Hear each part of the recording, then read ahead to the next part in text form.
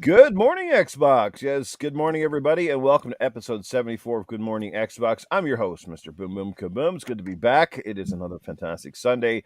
Let's get ready to go and have another great show. Speaking of great, we got a great panel, as always, but we're incomplete this week, or sorry, we are complete, not incomplete, and we have got the always incredible Mr. No Scope himself, Mrs. Scrub Nurse is in the building. What's up, Scrubs? Hey, what's going on? Good to see everybody in the chat. We had a good, fun night of Call of Duty, so of course, but it's one of those things. Ready to be back, talk some games, talk these game awards. I know it's been about a month since I've been on, so good to be back. Let's go. It's good to have you back. Yeah, and Wise Old Gamer would have had a field day last night. We actually had two girls actually playing games with us last night. Two ladies were playing with us last night. It was great. We had Phasma with us last night. It was awesome. It's good to see her out. It's been a while. All right. She needs no introduction, but yet here she is once again, still rocking the blue. It's the one and only cool Cat Terry's in the building.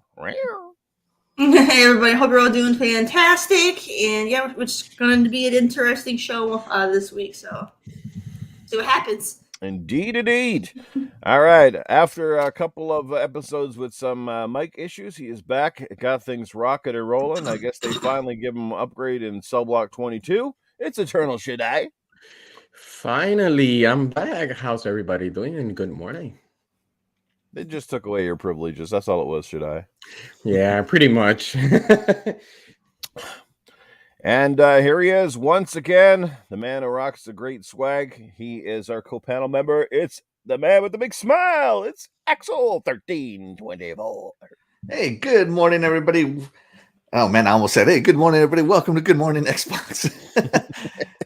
Still used to it. What, Axel? Hey, 9 months of that. For a long time. Yeah.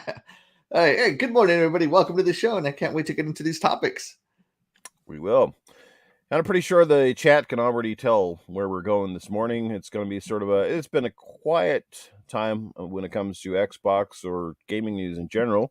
But we are just several days removed now from the Game Awards, which, essentially in the eyes of many is probably the second biggest event of the year for most outside of E3, The Game Awards often give us a lot to be excited about. I don't think this year was any different. There was definitely some great moments at the show, some what the F moments, and a whole lot more.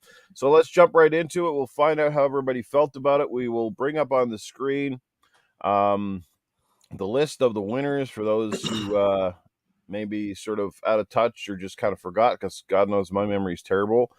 So I'm going to bring that up on the screen here with us, everybody. So just bear with me here, and then we will also catch up with our incredible chat.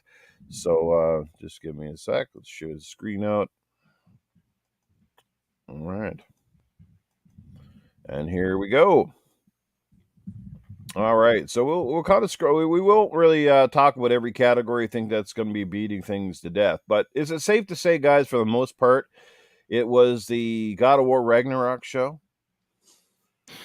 Yes. Oh yeah, for sure. Agreed. They won categories they were nominated for. I think they only lost 2 or 3 categories they weren't nominated for, and they were nominated for like 10. Mm-hmm. And then I made a joke on Twitter that they were winning categories they weren't even nominated for.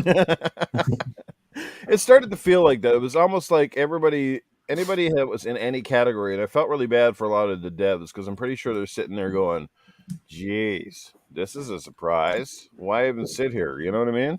Right. It's almost like it's automatic, which makes me always wonder. Like I said, every year I know we have views on the show. A lot of us are like, we certainly know there's definitely this weird bias in the show. You can feel it. It's almost apparent. I mean, look, I'm just going to cut to the chase here. Like Jeff Keighley, like I said, I applaud him over and over and over again, because he does run a good show.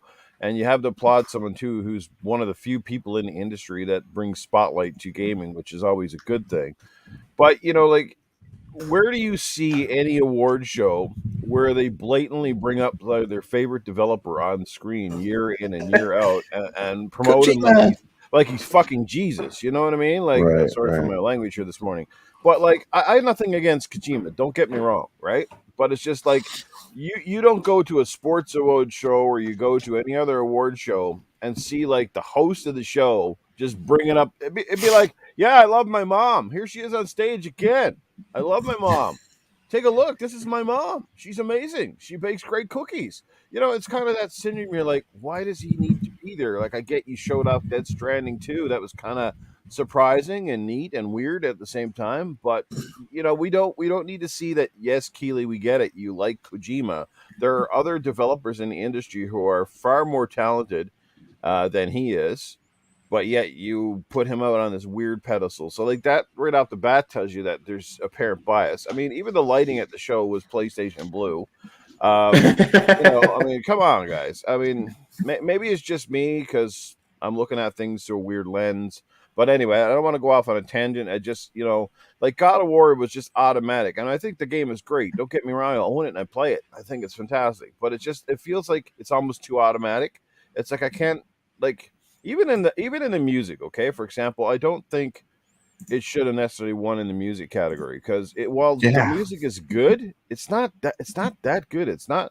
Most people aren't going to remember God of War's music more than any other game out there, right? It's the same music as the 2018 Beyond, going back and back. There when he's walking off, he basically says what most of us thinking. When I wrote this, it was like boom, boom, boom, like 3 notes. I'm like, wow, okay. And we went off of that. But the music category is one that has me salty because there's no way God of War should have won that. Elden Ring should have won that. Who else was nominated in there? There was another one that I thought deserved it even more. A Plague's Tale. A Plague's Tale, maybe. I think Horizon was. There's no maybe. Yes. Maybe. It's a yes. It's a maybe, Shaddai. Okay. Even the best art direction. But my point is that the music award, there's no way God of War should have won. That's just there was better candidates. Right. I'm trying to see who all was nominated to see who could beat it. It wasn't a Cult of the Lamb. I hope it wasn't. Well, this list here just has the game winners. I couldn't even begin to tell you all the nominees, but let's just go down through them real quick.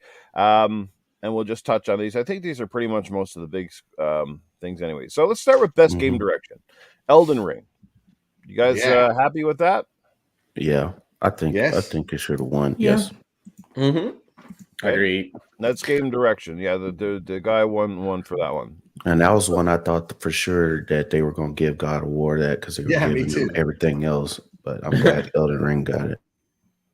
Absolutely. Yeah. Okay. So everybody here, like, I have no issues with the awards. Elden Ring won. Apparently, it's pretty well deserved. I mean, the game was, as Terry said last week, like, what other game came out this year that had as much sort of talk weeks after release and stuff like that, and sort of changed its opinion on From Software games for a lot of people. So, yeah. Cool. Let's move down to the next one here, shall we?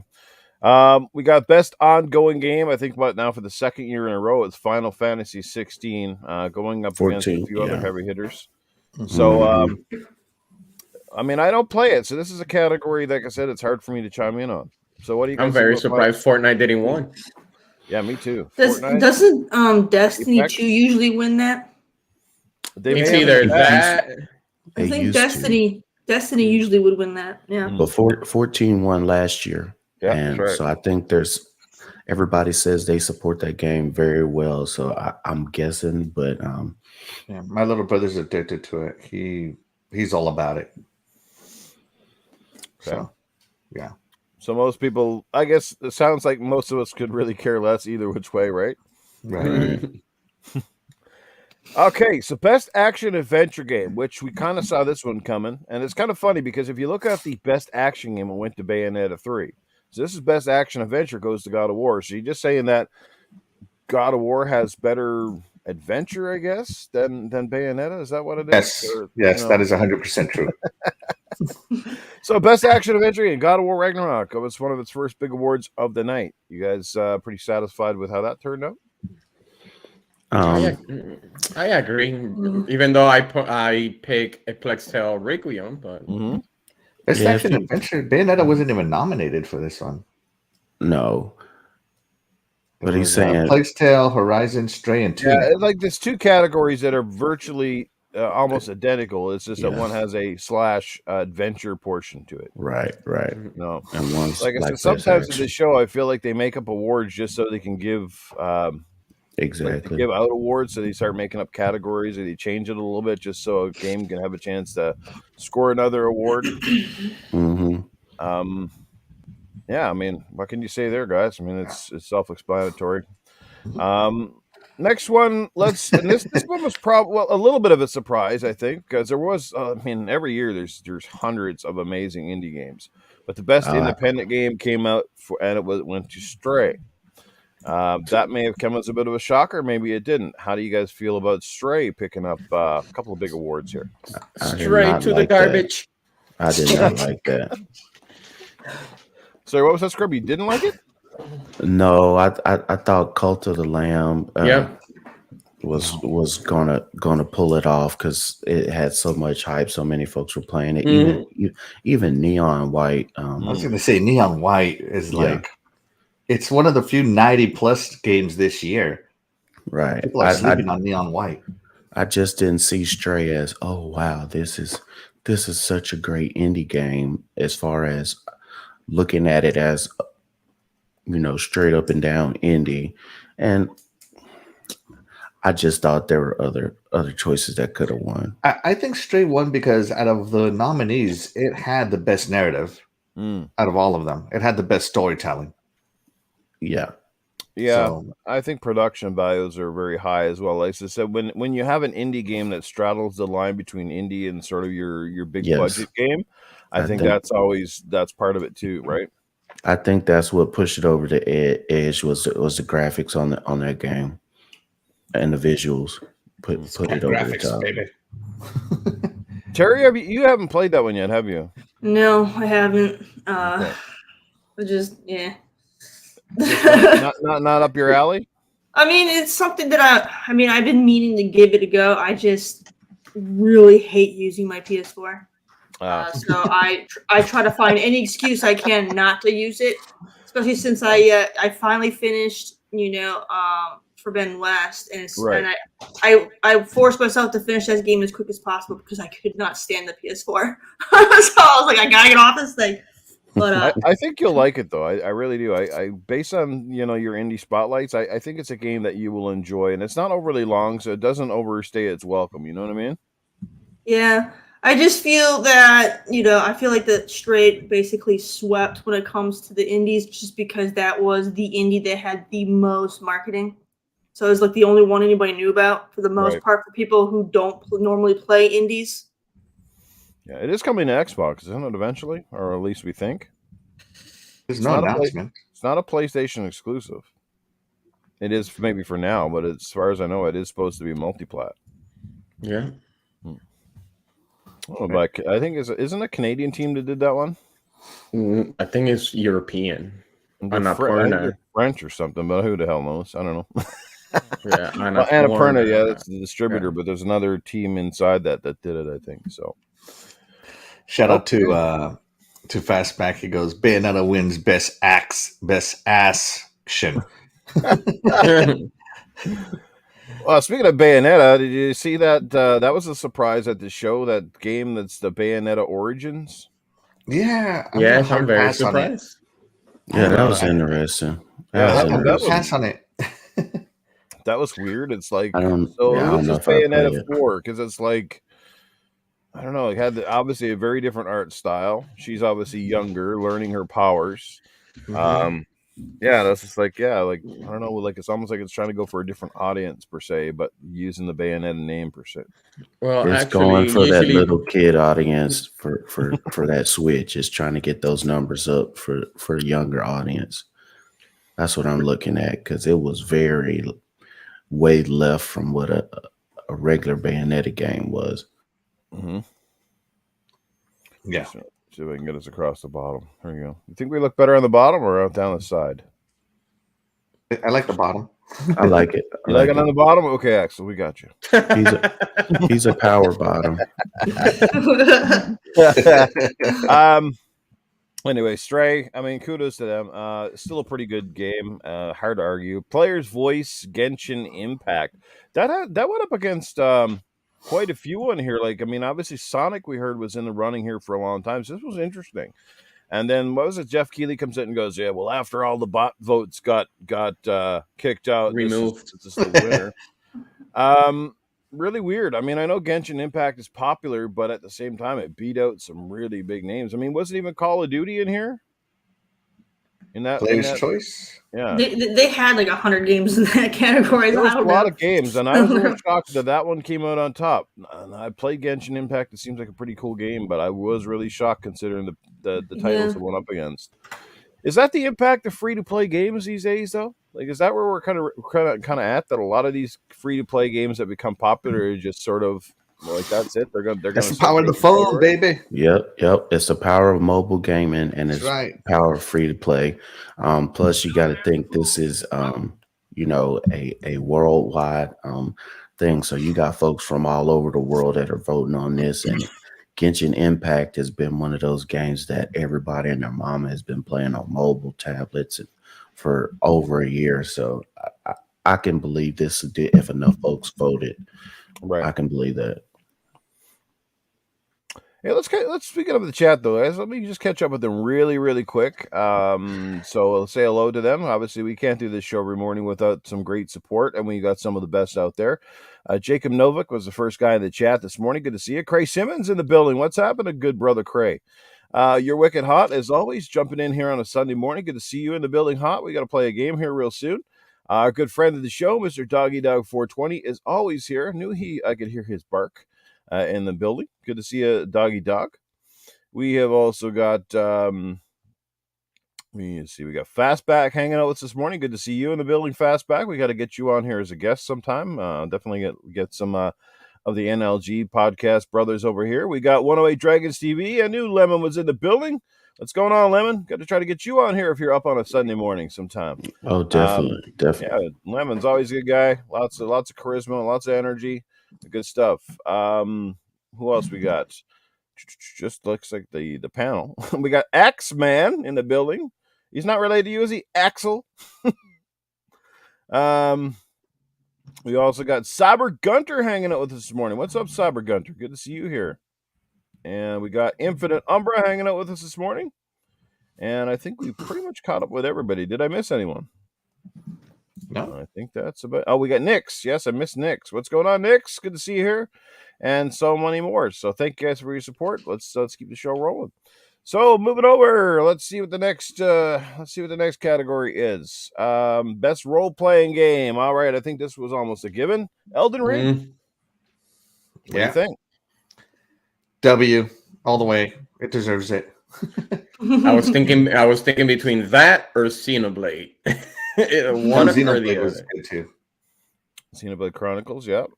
And I'm trying to think of the other nominees in that category. Can't think of it myself. I should have had the nominees. Pull them up on screen. But either way, it's Pokemon Legends and like a triangle strategy. Triangle game. strategy, yeah. Mm-hmm. Yeah. And Live Alive, a Square Enix game with Xenoblade Chronicles. So I'm not surprised Elden Ring knocked that out. Yeah. That was an easy choice. It was easily between Xenoblade and Elden Ring, and Elden Ring was just the better game. Next category was innovation and accessibility, going to God of War Ragnarok. This one was a little surprising because honestly, I thought they were going to try to give an award to The Last of Us Part 1, but it didn't get it. So God of War Ragnarok picks up the accessibility award.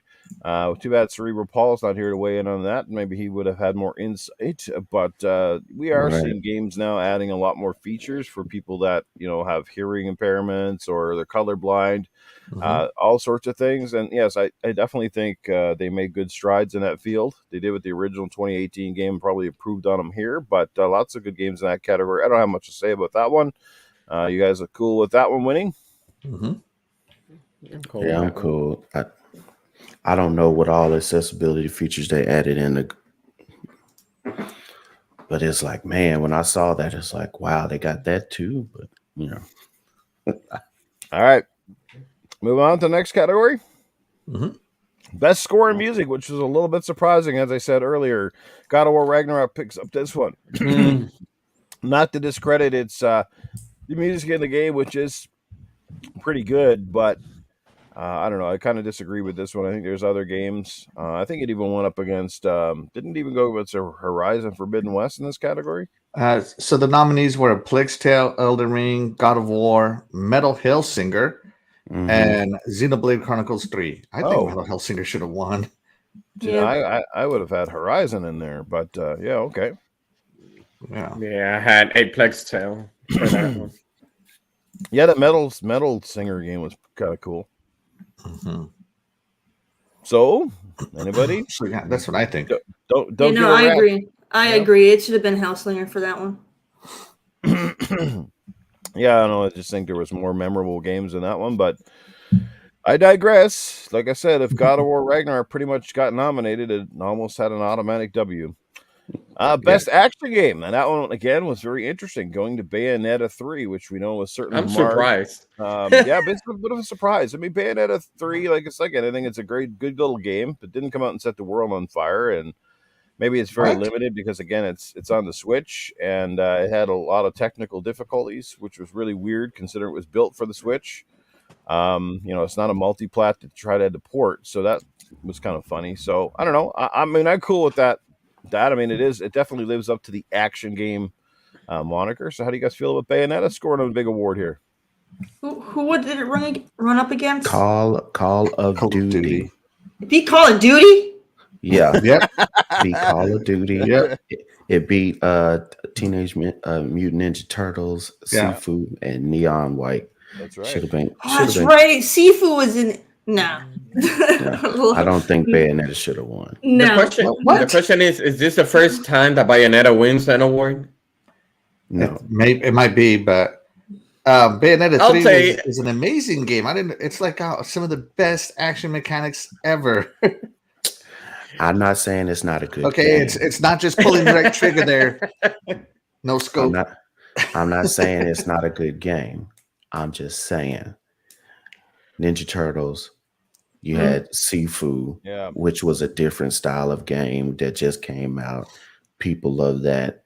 And Call of Duty. Even if you say Call of Duty was not a great, game, I would just think the fans, there's so many people that play Call of Duty. It's only the most popular action game that people are playing. Heaven forbid they give the most popular game the award. But you have to remember, majority of the people, they always say, I don't want to play the campaign. They usually go straight to the multiplayer. Yeah. It doesn't matter. That's part of the game. I know it's part of action, but what people is gonna see is more.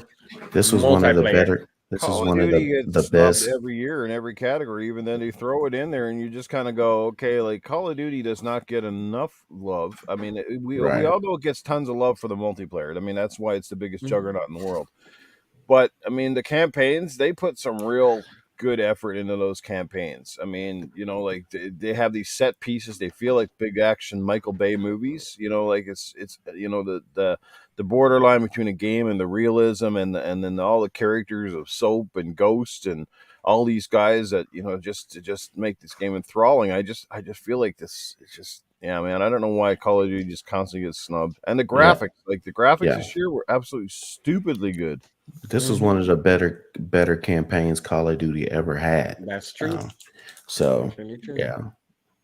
I think the weighting of the judges, I don't know what's the percentage of the fan vote versus the judges, but gotcha. 90% judges, 10% fan vote. Speaking of action, we've got a couple of super chats. Let's get to those real quick. We're going to start with Donkey Dog 420, who drops the first one of the morning. As always, he drops $1.99, and I'm going to let Axel do the honors. Doggy says, "Good morning, Noof panel and chat." Perfect. Thank you, Doggy Dog, as always. And let's scroll on down because we got another one coming in from our good friend Percolator, who is in the building. He drops $5. Go ahead, Axel. He says, "Good morning, everyone. I'm here live for once. I am drinking extra coffee for the show. Let's go. Elden Ring is the best." Absolutely, Percolator. There we go. That's Elden Ring love in here this morning. Thank you for that, Percolator. Good to see you in the chat live. Speaking of live, Dan the Man Cunningham in the building. What's up, Dan the Man? And Splendiferous is hanging out with us this morning. Good to see you in the building, Splendid. Splendiferous. We got Timmy is here. What's going on? And so many other great faces. Good to see you all. All right, let's continue on, shall we? Let's do it. All righty. So Bayonetta scores best action game. Now, this next one really was not a big surprise, although for me it wasn't my most anticipated, but it did take the award. Axel probably has a Woody in his pants for this one. The Legend of Zelda: Tears of the Kingdom, most anticipated game. Anticipated, yes. It was between that and Starfield. If you recall, I had a very difficult time choosing. I would have been happy with either one. Zelda is definitely one of my most anticipated games. I cannot wait. Cannot wait. Anybody else feel this category? I mean, this is a subjective category, right? But you know, any one of them could have won. I was leaning Hogwarts as well. So it's so many different ways it could have went.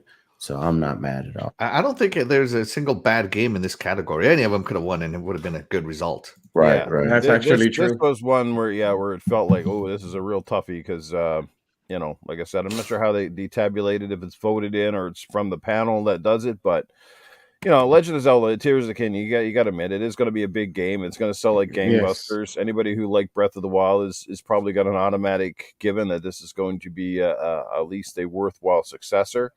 I just please Nintendo, please. I'm hoping that you got rid of the breaking weapons, but something tells me it's back.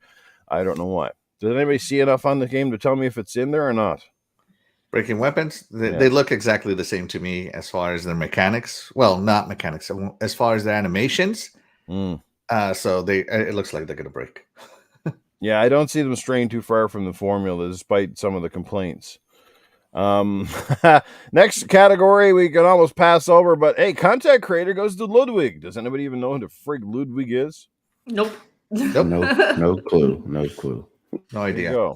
You'd think we all would have heard of the damn guy, don't you? The only person in there I knew was Nebelion. I know. I was surprised he didn't get it. Yeah, so apparently he's content creator here. Well, kudos to you, Ludwig. As content creators, we have to applaud that. But personally, it's a category that I give like literally two poops about. All right, let's move up. Best audio design, shall we? God of War Ragnarok, which kind of falls into the best soundtrack category. Again, going up against some heavy hitters in that category as well, but that's the one that came out on top. Any thoughts? This is the one that I thought Call of Duty should have won. And I thought the same thing. Yeah, for audio design, the way it sounds way better than the one before. The best sounding shooter, war style shooter there is. So the sound effects on Call of Duty just top notch. But you know what's funny? That I know Call of Duty didn't win, but usually somebody from DICE always wins because their audio is really, really good compared to Call of Duty's. So I'm very surprised that Call of Duty didn't get it this time. Since there's no, EA and DICE for in Battlefield, what is it, 20 whatever is not there for audio. Yeah, absolutely. I'm very surprised. Okay. Yeah, I don't know. I don't have much to say about this one. It's kind of a hard category to pick out. But the next one was very interesting. Speaking of Call of Duty, and perhaps maybe its biggest snub of the night, best multiplayer game, going to Splatoon. I don't think that was a shock. If you recall last week, I did say this was the long shot, but I had this weird feeling. I almost called it last week. I said, I know I'm getting this weird feeling Splatoon, and I got it right. Even though, it was kind of like, I think Call of Duty should win, but I think I said Splatoon might pick this one up, and I got that one right, oddly enough. Go back and check the tapes if you don't believe me. But yeah, Splatoon 3 winning. I mean, that's kind of weird. I mean, you're on one single platform, and, you're going up against the biggest shooter in the world. How the hell did this one get it? No offense, Splatoon, but I don't know. The game went a little weird. Probably better painters this time. I don't know. I guess it's just maybe there's the judges or whatever. They just don't like. They might treat Call of Duty like Madden or FIFA. It's just another year. It's just another game. But I Yeah, was and then surprised. Splatoon didn't exactly fucking, retread the formula. As a matter of fact, Call of Duty has more game modes and more stuff in there than it ever has in its lifetime. Right, It's got like everything under the sun now. How right. did it not win? If Call of Duty was ever going to win a year, I figured this was going to be the year with Yeah. all the stuff and all the extra things they put into the game, all the different modes. So if you're not going to win this year, you're never going to win. So Splatoon has had a lot of people playing it. It's been getting a lot of praise this year. So I can understand that, but I wouldn't see it being Call of Duty. I thought Overwatch would get it before Well, I think Splatoon. they had Overwatch, and they have Destiny in this category as well. Teenage Mutant Ninja Turtles and Multiverses. Yeah, I knew that wasn't going to get it, but Multiverse did win a game, win an award though, didn't it? It was for best fighting game, which oddly enough. Okay, so best multiplayer. I mean, kudos to Splatoon. I mean, it's a great little game. Nobody's denying that. And I think anybody who's ever played Splatoon can tell you it is a ton of fun. It didn't exactly go out. Yeah, I played the first one. Lot, But Call of Duty, like I said, they pretty much added everything but the kitchen sink into what was already the world's most popular multiplayer game. And there you go. Best sports racing game. I called this one last week as well. Gran Turismo 7. Now, mind you, the competition in this category wasn't exactly going to knock the world on fire. Ollie World was in this category. We talked about that. How the hell did that get in there? But this is what I'm saying with this award show. Sometimes makes absolutely zero sense. And once again, I'm going to say this. And Jeff Keighley, I don't know if he's been told or he has or just doesn't give a shit. But why does a racing game have to be mixed with sports game? Can you not have two categories? You've got 5 or 6 different categories for esports players, even though a lot of times they don't get a whole lot of love at the show. But the fact of the matter is you can't make a separate category here. There was enough racing games out. Every year there's enough racing games out for its own category. There were a lot that didn't get nominated. Absolutely. You said, like I said, the F1 games. Need for Speed Unbound. MotoGP. That didn't make it in time. But the list goes on. We forget about all the good racing games that come out and don't get a lot of fanfare or hype, right? But so like this category, and I told you that. I said Gran Turismo was largely going to get it because it needs to get it. We know how much Sony needs their games to win at awards because that's their whole calling card now. Their game wins at awards, they pick up sales. It's one of their things. It's why Sony is the one company in the whole business that like they do or die. It's Metacritic this. If a game doesn't get a big Metacritic, you see how their studios react compared to other studios. Like you look at the whole Days Gone thing. Like the game didn't score super high Metacritic, and look what happened to that. Game got kiboshed, developers going around now calling people woke, the whole 9 yards, right? So yeah, that's the difference between a Sony game and other people's games. People woke. I forgot they were doing that. Oh yeah, they're going around saying there was an agenda against the game. People didn't want the white trash biker guy going around, because he's staring at grabbing his wife's butt. all that kind of crap. That's where we're at, right? But anyway, I digress. What do you guys think? Should the FIFA or NBA 2K23 have got that? They definitely are deserving of it, definitely. But like I said, a racing game will always win as long as they keep combining them. And Gran Turismo doesn't deserve to win, in my opinion. F1 was the better game. It looks better, it plays better. It even had a VR mode for PC. It's just overall the better game compared to Turismo, which has its slew of problems. So it just, for me, it makes no sense that one won. Well, I mean, it makes sense, if you want to look at, biases, but it wasn't the better game when it comes to the category.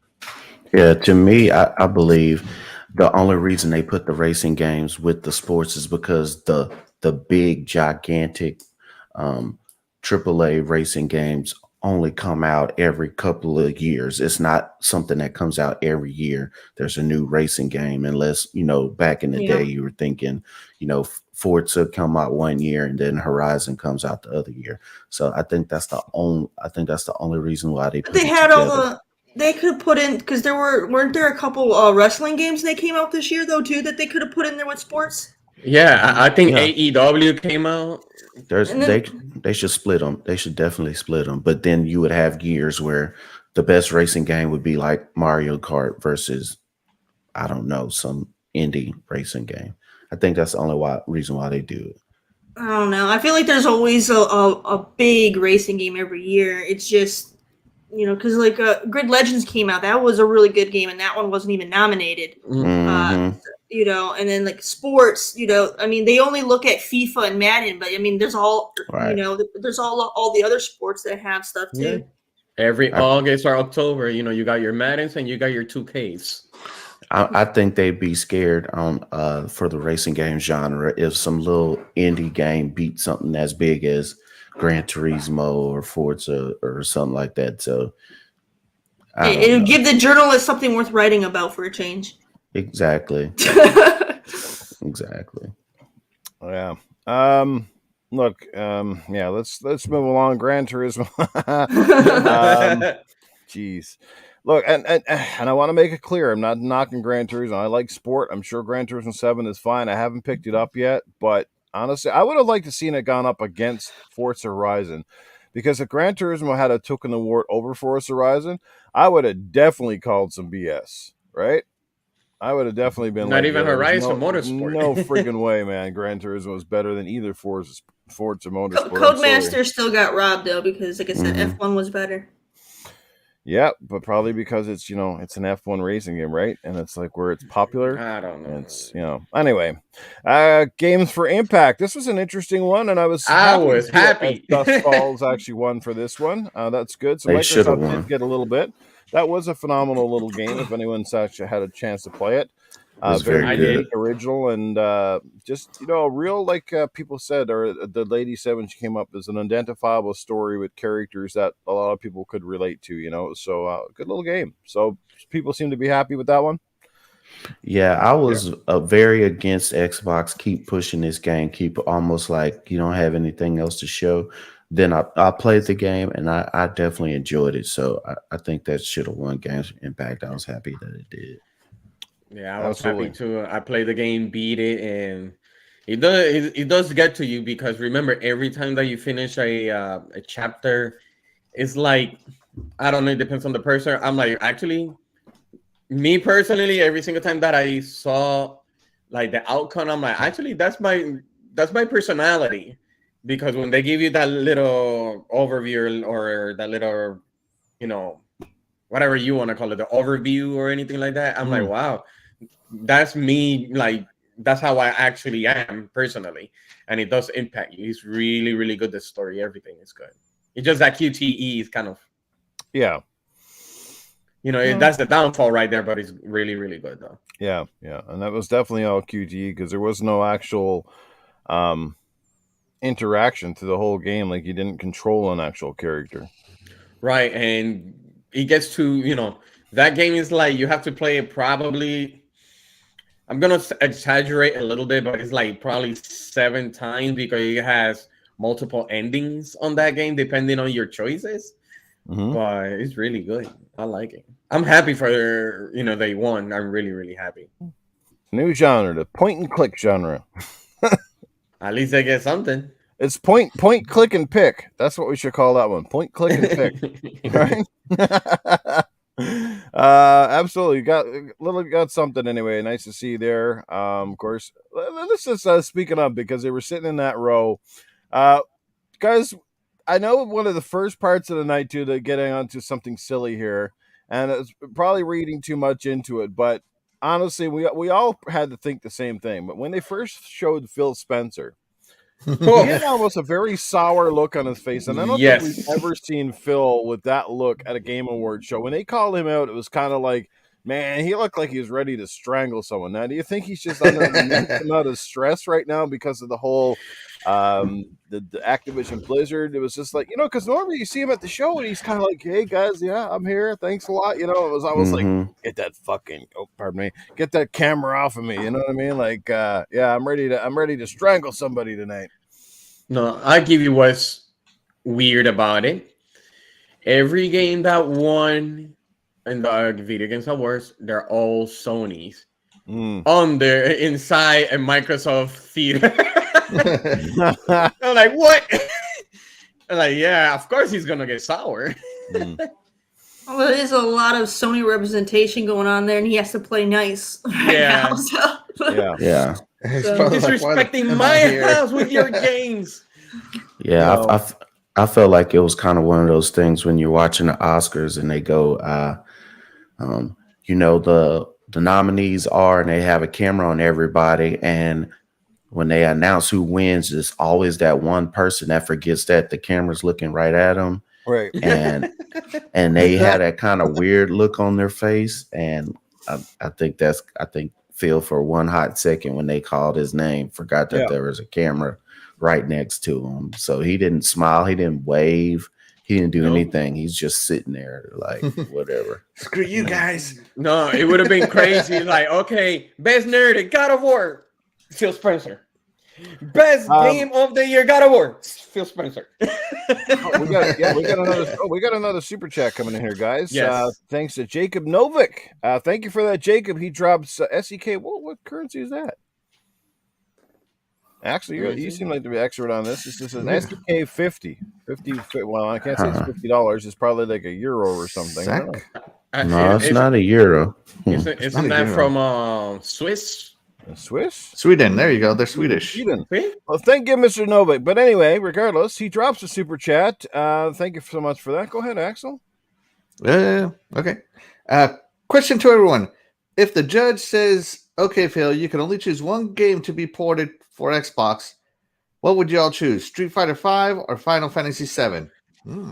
I'd go for the jugular. I'd go God of War. That's not what he asked. He asked Street Fighter 5 or Final Fantasy 7. All right. Final Fantasy 7. I'll take Final Fantasy 7. I'd say Final Fantasy 7. Yes. Yeah. Boo. I like Street Fighter. It's good to see it being a multi-plat this time around. I'm excited for that. Yeah, I like Street Fighter too, but if I'm thinking of as a whole for the whole Xbox community, I'd have to do Final Fantasy 7. Yeah. Especially since they've already been waiting for it because it was promised to them. So. Yeah, Jacob said it right there. Sweden. Yeah, money from Sweden. Thank you.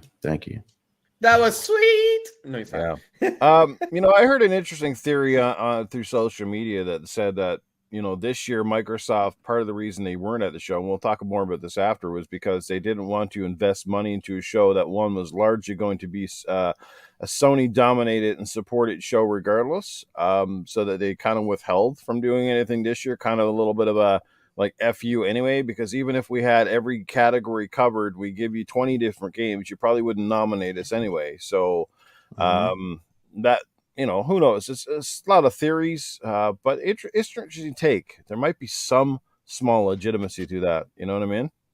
Like, why support this show? Because obviously Jeff Keighley depends on advertiser support to make it what it is. So why spend so much to advertise on your show or give you something to make your show bigger and better when you're basically insulting us constantly anyway?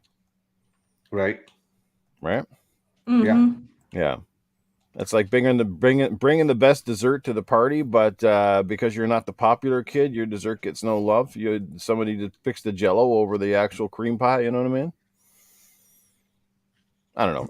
I could be wrong. It took me a second to get it. Jell-O over a cream pie? Would you take old boring Jell-O over a Jell-O's awesome, man. I don't know. I love Jell-O. I'm not passing up on a cream pie versus Jell-O. Yeah. That's right. Go on. Hey, we got Brother Dreadpool in the building. What's going on? Crispy Rambo here as well. We got Ham Solo in the building. Are you guys smoking? That's cool. No, we ain't smoking anything right now. But he's talking about the Street Fighter versus. That's what he meant. Final Fantasy, yeah. So I'm guessing he wants. Okay. No, it sounds like he wants. Everyone wants Final Fantasy 7. Okay. Oh no, I can't speak for the whole community, but we're talking community. Then yes, everyone's Final Fantasy 7. Street Fighter 5 should remain multiplat. Yes, okay. Very popular. That game. Dreadpool, no comment on the cream pie. What cream pie are we talking about? All right. Anyway, let's move it along real quickly. This next one, some of you will be happy, but best sim strategy game went to Mario Rabbids Sparks of Hope. Big win. Woo! Yeah, it deserved that one. Yeah, it does. Yeah. It does. I can't speak on it. Never played either one of the games and have no intention that's to. good. It's not my cup of tea. It's basically like think XCOM with Mario Rabbids comedy. It's good stuff. Yeah. Cool. Agreed. Best VR AR game with the Moss book too. We'll skip that. Nobody's probably played it. I'm sure. I certainly haven't. I know the first game was amazing, so I expect big things for the second one. But you have it? No, I'm saying I have not. No, Oh, okay. Nobody's played Moss then on VR? No, Nope. I've been thinking about getting Not into a fan Moss of on VR. my Quest VR. If you have a VR, I highly recommend Moss. You will definitely love it. The view that can only be enjoyed through VR is amazing.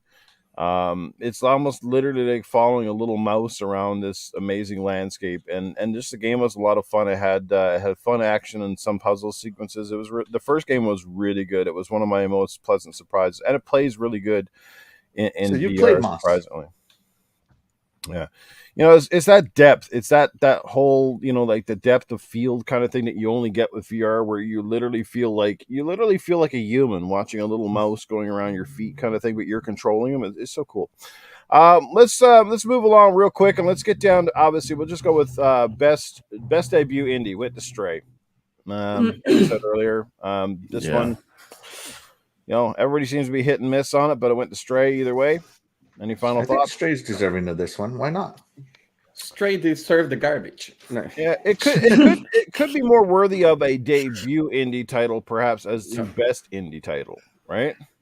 But if it was the best debut, it would have been Vampire Survivors. Yeah. Popularity. Yeah, that one definitely. Played by That would have been that one. Yeah. Okay. That's what I said. It's all about who picks the nominees for that one. Because Yeah,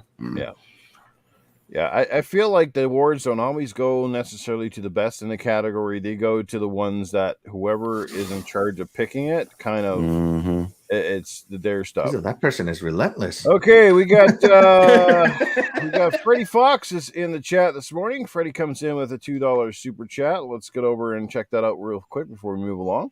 Freddie says, "Good morning, Xbox. Shouldn't show anything 2 years ago. They snuffed Gears 5, but this year TGS pushed back the cutoff to allow God of War Ragnarok in. The bias is real." Yeah, Freddie, we did talk about it at the start of the show. I think it's clear and apparent now that that this Game Awards show does anything and everything they can to make sure that PlayStation games get as much nominations as it can. They move around the dates for PlayStation games. They cut them off before the Xbox stuff. It's look, I know that's speculation.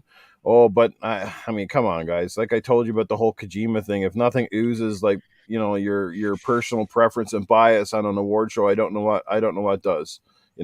Even when he's clearly aware that people go, okay, we know you like Kojima, and you still bring him up year after year. He couldn't wait to get him up this year. Yeah, we were all wondering what was going to be the excuse to get him up there. This one I can understand because they had something to show to announce, but you can tell that Jeff Keighley is a gigantic weeb, because when he was doing the quick announcements of who won, and he would announce every time a Japan studio or some game from the East won, he shouted out whoever directed the game or who created it. Oh, shout out to you, such and such and such and such. The next award. Oh, great job. Blah, blah, blah. But he never did that with any other game for the whole entire show. So you can tell that he's a gigantic weeb. Yeah, if it was a North American game, you just basically, hey, this game won. Forget about it, guys. Thank you. Exactly. Oh, it's a game from Japan. Oh, it's made by Yoshimura Nakatsubi and Saku Rabarai and Jingsu Shama Mugi. It's just like, oh, yes, okay. Oh, somebody's a little high on the sushi. Okay, let's go. Exactly. A little high on the sushi. Hot damn. I told you I was going to be a little bitter today. Best performance, obviously, Christopher Judge. Now, I don't know what made more sense here. The fact that, he took the award, which I don't think anybody surprises. One thing that did surprise us was his near record 8-minute acceptance speech of it, which has almost gotten more talk about at this show than the show itself. That wasn't a record. Congratulations, Mr. Judge. That was awesome. I think the lady that played in Immortality got snubbed for this because she wasn't just voice acting; she was acting, right. and acting a lot of characters. I feel that for the effort, she should have won.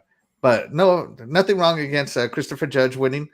I'm just thinking in my head that she should have won. Yeah, I was laughing on Twitter. Everybody was like, it felt like the president giving his speech on Independence Day when the music started playing. He started talking louder and louder. The music got They're trying to real get him loud. off. Yeah, he kept talking, and then I don't know if you guys saw it. He got on Twitter the next day and said they cut he me gave the off, other half. and he did good because he did forget to thank his wife. So I think it was more of that, but it was like, come on, man. I think it's more if that happened. It was like, honey, why you didn't mention me? Oh, I'm sorry, Did you babe. even notice the rest of the show? Like even Keeley was starting to make like jokes, like, "Yeah, we're gonna have to speed this up," kind of thing. It was like, and then people that should have gotten more time to talk had no time to talk. They're getting up to get like 10 words out, and the music starts playing. You can see him like, what the frig? He's gonna have to start watching the Oscars and all these other ones to kind of figure out how much time he's going to give people, because I don't think he was expecting he was going to take that long, and I think it took so long to play the music because folks were in the background going, what do we do? Is he going to finish? Is he about to start finish?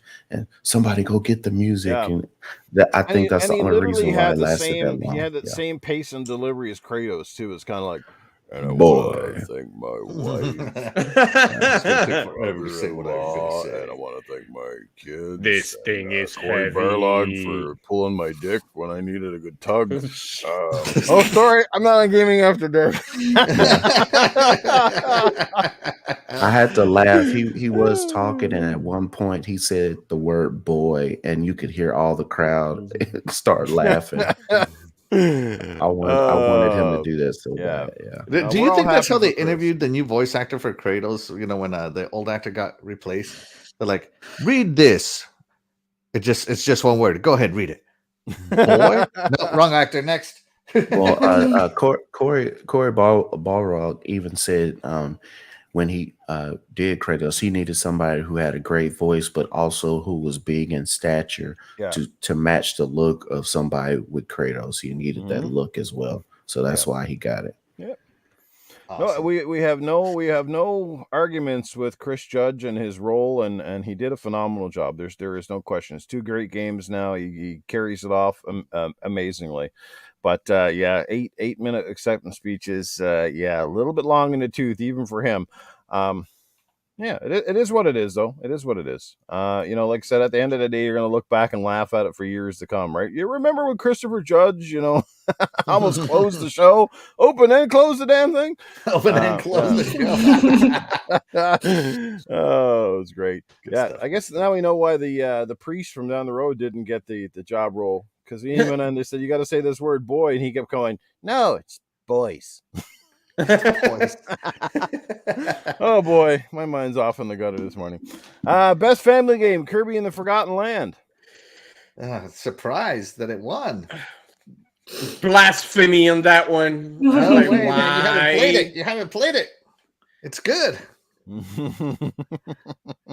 It could have been Mario Party. I would have said yes. It would have been Wii Sports. I would have understand that part.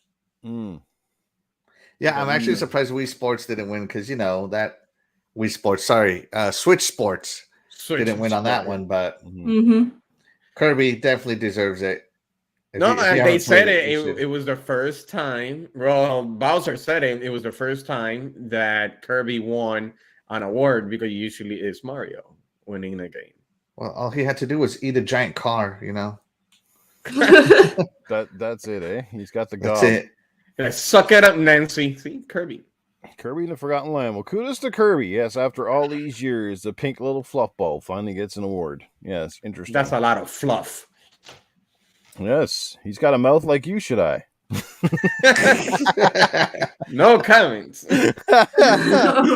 Let's scroll down real quick. We're gonna get to the last 3, I think. Let's do these ones. Best fighting game. Again, this was an interesting category because there were some games in here that I don't think necessarily lived up as fighting, but Multiverses comes out on top. A little free to play, DC based game from Warner Brothers Studios.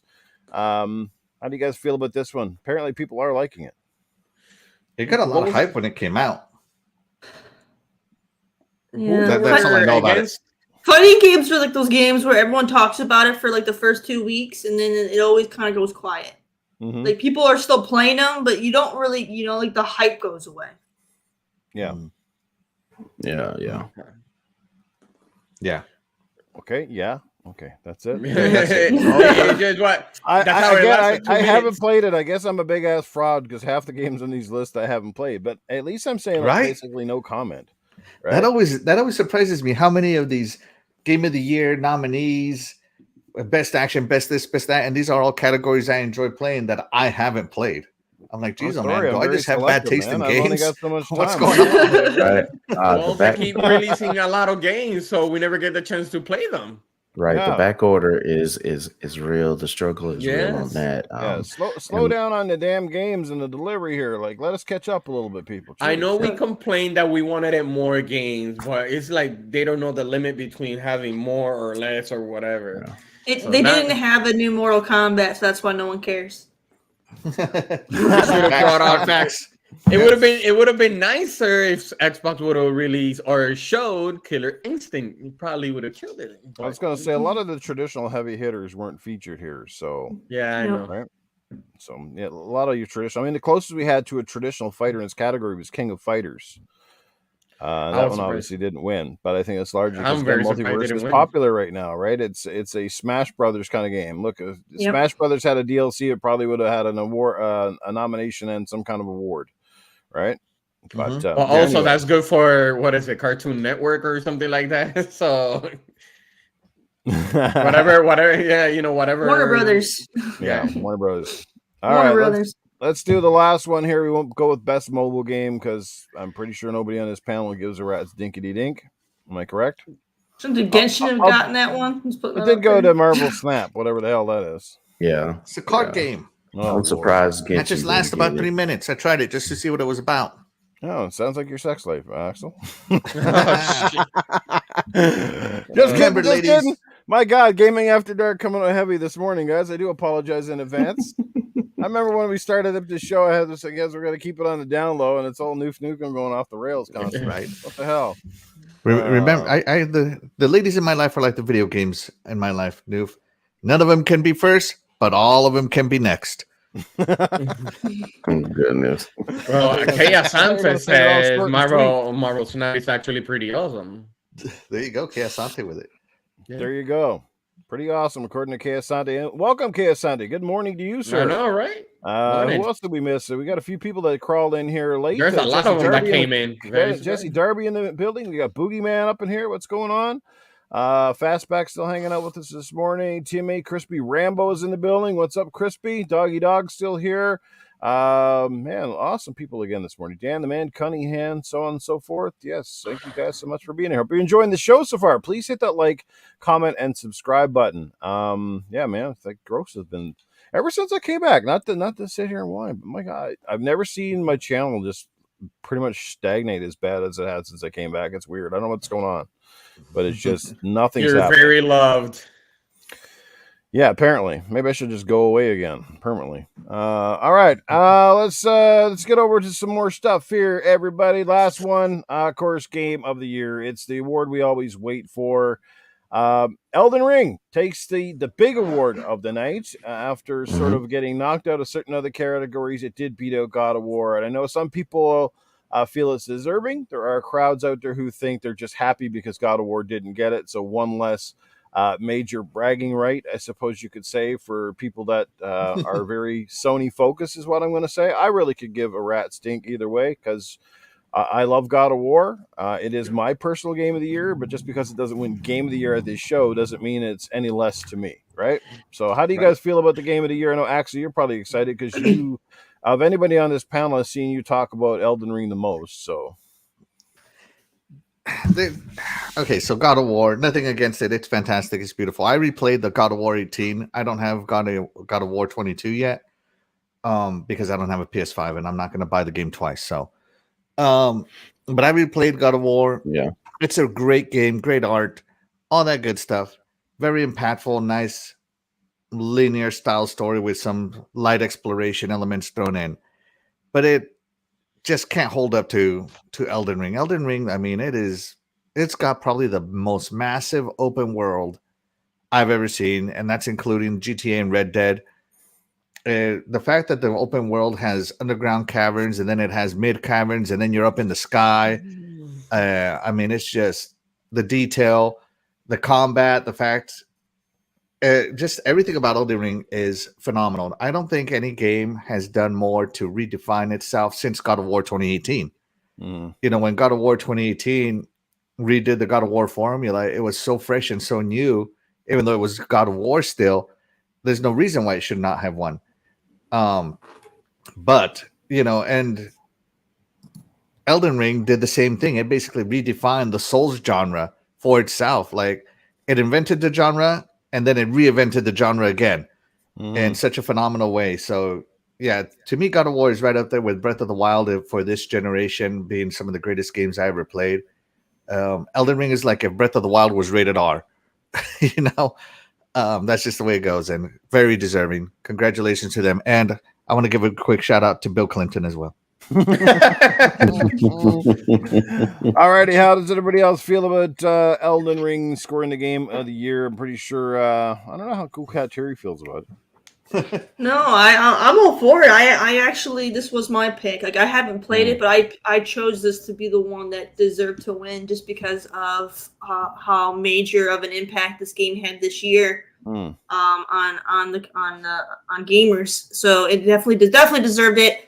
And I just wanted to say, I remember fanboys years back. Oh, always went on about how none of the other awards matter. Game of the Year is the only one that matters. And so I'm wondering if they're keeping that energy now that, God of War didn't win Game of the Year. Do all those other awards that it won no longer matter? Exactly. Because, you know what I mean? But no, good job, Elden Ring. Because, yeah, it like I said, it was my pick. Because I could recognize, that it deserved it, even though I hadn't played it. So, good job. Fastback in the chat. Yep, Elden Ring deserved Game of the Year, and Monica agrees. I wasn't expecting that. No, I think it was deserving. The game, as far as the playability, the people who loved it so much, the hype to have a game that came out so early in the year and still having staying power all through the entire year. I think it was definitely worth it. I also looked at it too with God of War. When you see some of these award shows, when you have two competing entities that are so well liked and they have so much hype for it, what they'll do, the one that they're gonna say is gonna lose ends up getting a whole bunch of other awards to make up for the fact that you're not going to get the movie of the year or the best whatever of the year. So I think this is what happened with God of War. You're not going to get Game of the Year, so we're going to give you a whole bunch of other stuff. So you can say, oh, we won this many awards at the Game Award, the most awarded game of the year at the Game Awards, but you didn't get Game of the Year. That's right. Yeah.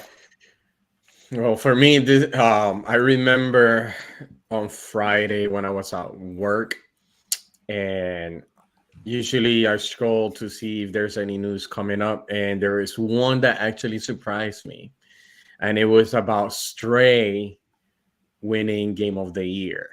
I don't know if you guys saw the Joystick Awards. Joystick Awards. Yeah, I'm like, what?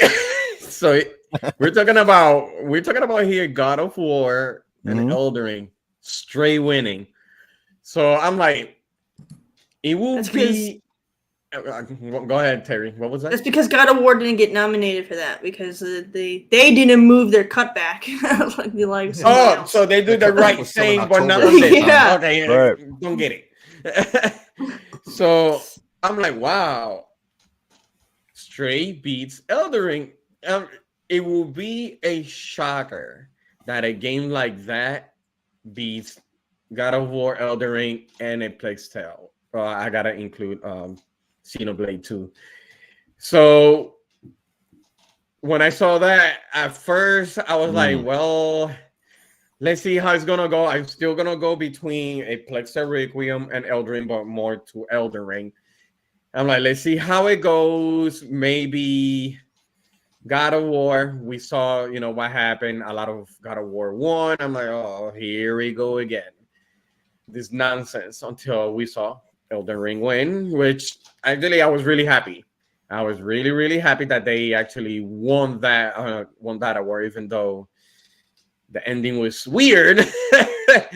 I thought that it was part of the game. I thought he was one of the grunts, part of the grunts of the game, but no.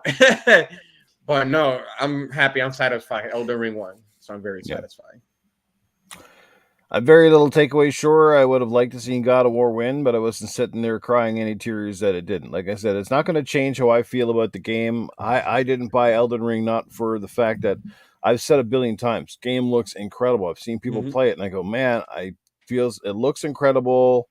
Some of the amazing boss fights, but I know what I like, and I know my personality.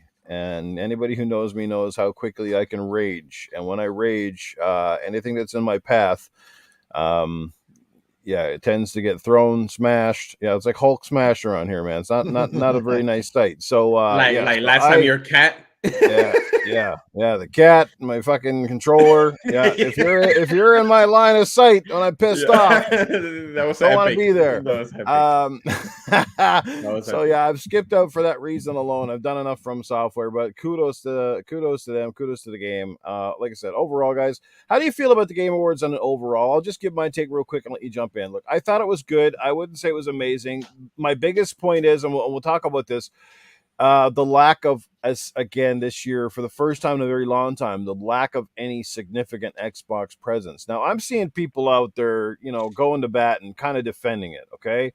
And look, I'm sorry, but stop capping for the company. Okay. Every other year they've had something.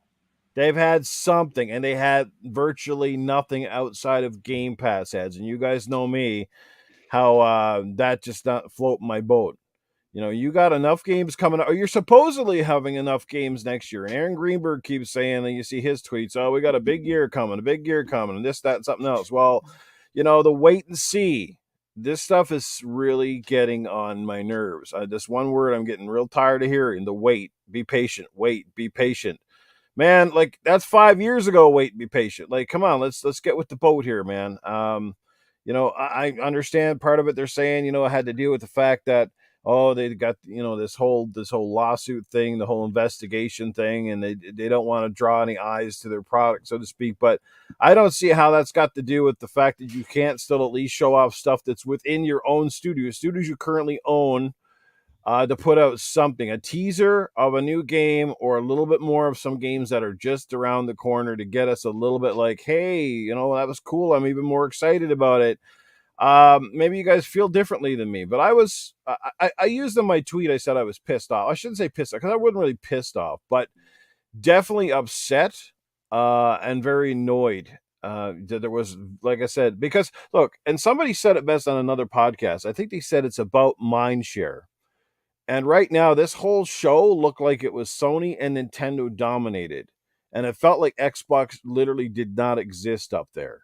And as an Xbox fan, like I said, I don't care about the rest of the show per se. Like, I'm an Xbox guy first and foremost. So I want to see Xbox stuff. Like what Sony does, as I said, and I'm going to be blunt here. The PlayStation for me is my side bitch. Okay? I like my PlayStation. I enjoy playing it too. But Xbox is my console of choice. Xbox has the franchises I fell in love with. I've invested thousands of dollars in Xbox product. I mean, I've got swag. I've got merch. I even bought this stupid piece of junk, barely works refrigerator.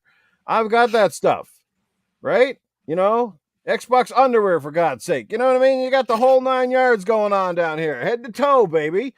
I support the brand. I love the brand. And I want to be proud of it. Water. Right? Yeah. Pretty much, but Phil Spencer soda pops over here. I don't know, but look, bottom line is I want to see Xbox stuff. That's what I come out for. And this is a big show, and you can't deny, outside of E3, this is largely the biggest stage in the world to put your games out there. That's why so many people clamor to get on here, and they didn't show up. Now, let's hope there's a damn good reason for it. Everybody has their subjections on this, but I'm disappointed. That's bottom line. I'm disappointed. And next year better be a year that certainly turns my impression of the brand around, because right now I'm feeling pretty low as an Xbox fan. I feel like you won't talk about the games. You're talking about the service. And I'm effing tired of the service. We all get it. It's the best service in gaming. It's the best value. But that's like going to McDonald's and bragging the fact that, yeah, I can buy 3 burgers for the price of one. But are you talking about the burger? Is the burger any good? Or are you just happy that you get them cheap? Because there's lots of better burger joints out there than McDonald's. But most people go to McDonald's. Why? Because it's fast and it's cheap. Do you see my point? So I don't want the cheap burger. I want the damn steak. Okay? And I feel like Microsoft's dangling the steak somewhere, but we ain't getting it.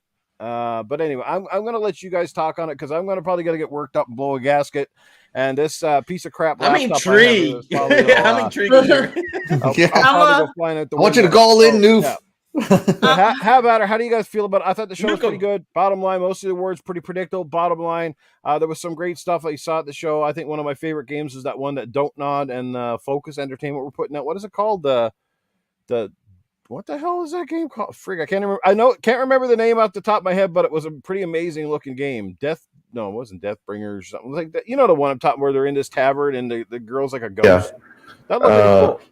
Oh God, I can't think of the word. Was it Judas? But yeah. Is that Judas? No. I was shocked on that one.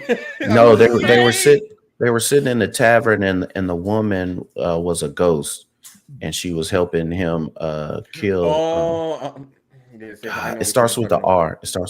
I'm gonna have to look it up. Replaced? No, not replaced. Replaced looked good though. Yeah. In the pre-show. Awesome, yeah. The Last Night. Where is it? I think the Last Night, they keep saying they're working on it, but Replaced is getting all Dead the mind Cells, share. Vampires, Survivors, Valiant Hearts, Returnal, Hellboy, Horizon. I think I have it written. Post Trauma, Well, Viewfinder, Atomic Heart looked amazing. Yes. Was it Stars Banishers? Above. Banishers. Yes, Banishers. Banishers. That's I mean, what the it fact is. that it's made by Don't Know, but it's more of a traditional like action adventure game as opposed to their more story driven style. narrative I'm sure their narrative is in there, which is probably the reason they're, because I've said this in the past. I said, could you imagine if Don't Know, with their great storytelling, actually did like a more traditional game with a bona fide company? And sure enough, here it is. Super excited. But anyway, anybody finish up? Tell me how you feel. Anybody who wants to take the floor, go at her. I think I've been saying since day one, with all the studios that they bought, 2017 going into 2018, 2023 will probably be where you start seeing games dropped, all these trailers released for what's coming out. So I've been kind of giving Xbox room to grow and say whatever, because I know it takes time. You buy all these studios, it takes time to get the stuff out that you need to, minus COVID or not. I think they could have at least had one CGI trailer, because if you look at everybody else who did it now, you didn't see gameplay. It's the Game Awards, so you're usually never going to see gameplay. It's just going to be they could have done like a teaser of some name and just left it at that. I do and can understand when you have the lawyers and all this different stuff coming on with the FTC. You're going to have lawyers that's going to say it will not be in your best interest if you do this. What's the first thing lawyers do when they talk to their clients? They say, don't say anything. Right. Yep. Yep. Don't say anything. Nailed it. And I think this is where it is. A lot of people are like, oh man, it's a conspiracy. They can't do this because FTC. And I really think it was don't say anything. It was not announced, but there's been a lot of back channel talk that there was stuff pulled from the Game Awards that Microsoft and Xbox had planned to show, and it was pulled within days of the show coming up.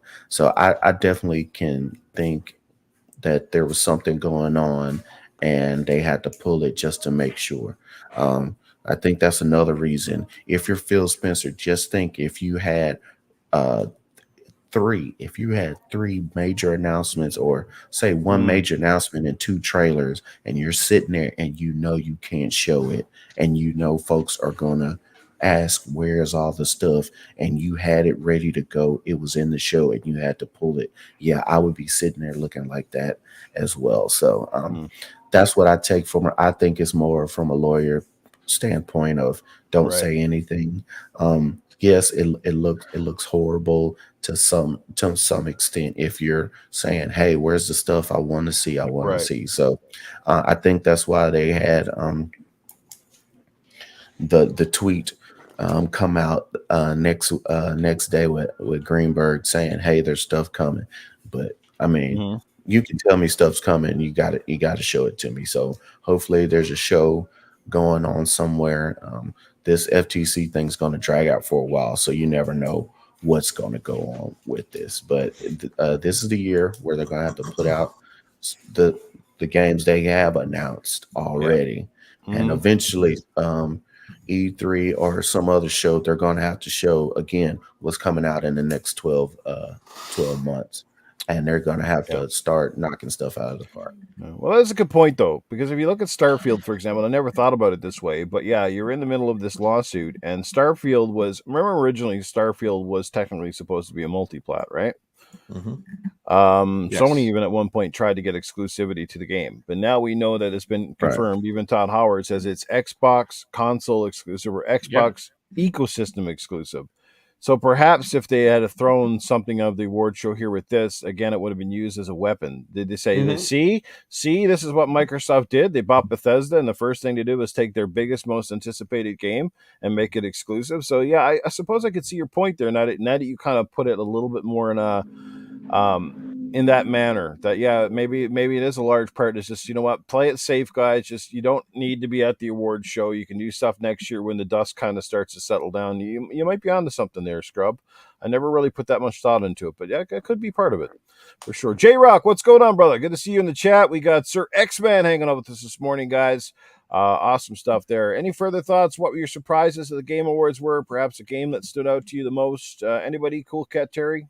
Yeah, I'm actually happy for Nintendo, because usually Nintendo, doesn't really get much, of anything when it comes to the Game Awards, unless they get like Game of the Year. That's usually pretty much that, or and Family Game. They always get Family Game, of course. You gotta get, they have to get Family Game, but otherwise, but no, I'm happy for them. They did really well at the Game Awards. That's good.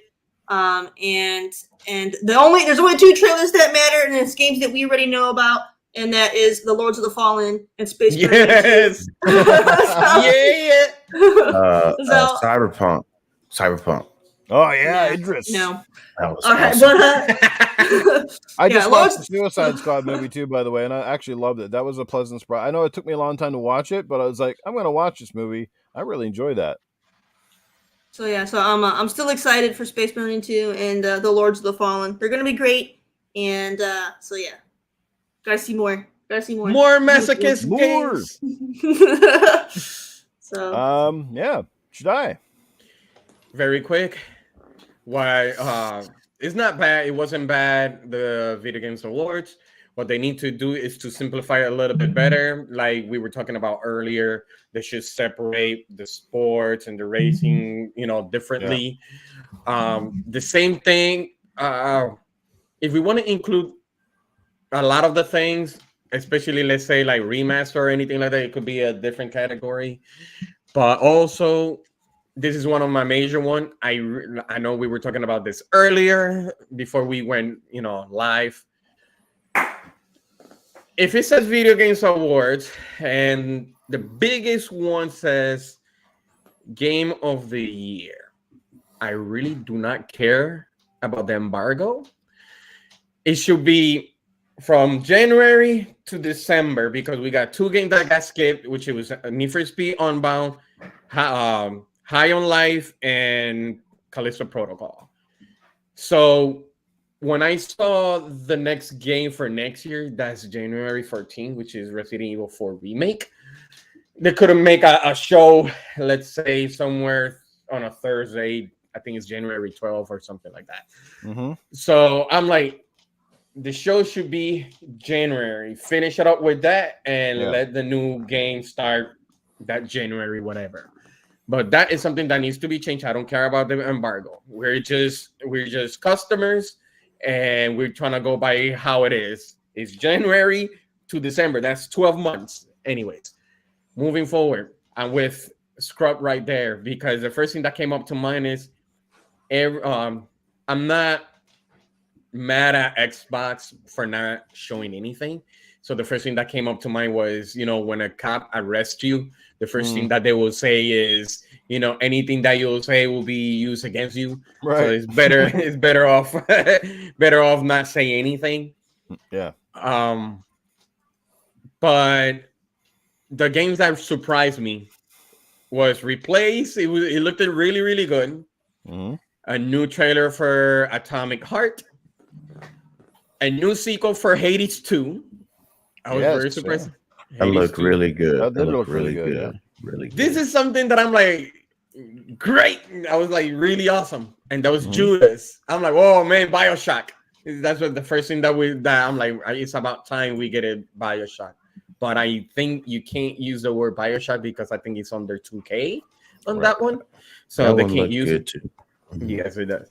Then we mentioned earlier about Bayonetta Origins, which it took a different direction. And usually when anything that is Origins is a different kind. And I could tell you which one. I think it was, how you call it? It's like my name, Shaddai, El Shaddai. That's from a game called El Shaddai. But they created Origin one. But it's a card game. I didn't like that part. Anything that is origin based, the whole formula changes. We all know about Star Wars Jedi Survivor. That looked really, really awesome. Mm-hmm. Yep. I like my RPGs. So the game that came from Namco Bandai was Blue Protocol. So I'm looking forward for that one. And the one that you mentioned, Noof Banishers, and the one that Cool Cat Terri said, Lure of the Fallen for Masochists. So, yeah, for me, that's what it's not that bad. It's not that bad. Yeah, now we get a new one, and it's going to be even worse. So, you probably can't even make the first step. You're going to die by one of the tiles. One of the floor tiles. You never know. You get crazy things.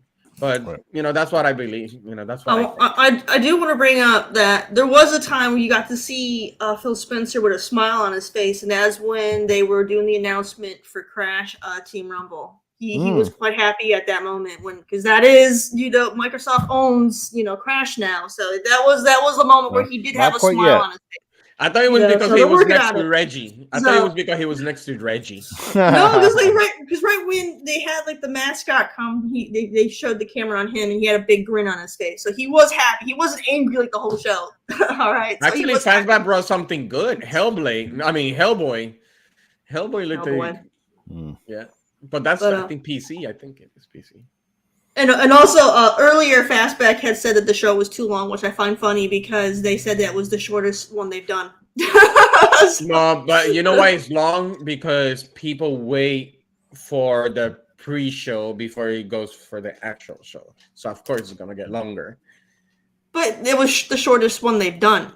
So that's what I'm saying. It's like they literally shortened it. They shortened it from past shows, but it's still too long. It's still long, yes. Well, the funny thing is, like I said, that it's, I get it. We see lots of commercials, we see the trailers, but like there's a lot of award categories that, like, at the same time, I do want to see like the awards. Like, I feel it's disrespectful to have so many awards and nobody goes up on stage. It's like you do it for like a handful, but the rest are just like, yeah, and the award goes to, and it's just like an afterthought. I'm like, it is an award show. I mean, I don't want to see like everyone go up on stage. It's certainly not everybody go up and do like 5-minute long, boring speeches, but I just feel that there should be a little bit more. There's a lot of categories you just kind of get, oh, well, here's the best of. This game wins it, and you're just like, that category should be on the stage. Like, there should be at least a dozen that get represented on the big stage. I have one more thing to say. Yes, waving your little sausage down there. Yeah. Because I'm like, because I had this on mine yesterday. I'm like, Go ahead. The show, since it's a video games awards, what they need to do is focus on people that actually love video games. Because when you get actors, I understand that, you know, you got Al Pacino, whatever, but he even said it. I don't play games, but I see them. You need people that actually play games. So when give opportunity to other people. You know, like, okay, you could have what I got on mine. I'm like, put Paris or put Danny, people that everybody knows, at least a small. I don't know why they never think about this, but also for your small streamer for the first, you know, opportunity. Imagine Noof going to the Video Games Awards and he needs to do that show. You know, put it. They might confuse Noof with Joseph Fargo. but that's what I'm saying. I'm like, I'm sorry. What they need is somebody who can read the teleprompter. I felt so bad for him. He couldn't even see the teleprompter. That was so cringe. It was horrible. Why am I still here? Why did you guys invite me? I'm old. I don't need to be up on this stage anymore. That was poor. That was the both of them back to back made for the longest, cringiest segment Pacino ever. up on the stage. I don't play games. Michael I enjoy Madsen watching comes them. out and we're like, exactly. I was like, did you see my tweet? I'm like, Michael Madsen, the long lost brother of Safe House Sam. Yeah, guys, I made this game. But yeah, or have Henry Cavill, whatever. He likes to create. Yes, you know, like Cavill. Yeah, he actually plays games. Chloe yeah, Grace see, Moretz, like big that. gamer, plays Call of Duty all the time. There's so many people. You know, even what's his name, the guy who plays Star-Lord. He plays games a lot. Like there's a lot of gamers. You mean Chris Pratt? Chris Pratt. There's a lot of people out there now who game, and they're big actor names too. Yes. You know. No, Jesse Darby. I'm not hating on Al Pacino. I love the fact that I saw him out there, even though he is an older man. But I'm just saying they practice this stuff before they actually do the show. Maybe not for Al Pacino because they don't want to take his time away, but they should have had something closer for him. Maybe he forgot to put on his glasses, and it made it harder for him to read. But it just made it look bad real quick. Especially since they tend to do rehearsals. So yeah, that's what I'm saying. If they do rehearsals, they should have known he couldn't see. Or like I said, maybe they just told him, please come, we'll pay you this amount of money. Yeah. Read this line. Yeah, but they need to change that formula, because having people that they don't play games or anything like that, it's like Scrub say, it becomes cringy, man. Yeah. I don't say you need to change it as far as folks who don't play games. Just don't mention you don't play games when you get up there, because if you go to any sports award show, who does the presentations? Half are sports people, half are celebrities. When you watch a celebrity show, folks who get up there, they're not are comedians. You have actors, you have some comedians, and you might have some other person who is not part of that genre. You do that to have eyes, to bring eyes to your show, to elevate it. So I don't mind them bringing Al Pacino on there. I don't mind them other folks who don't play games.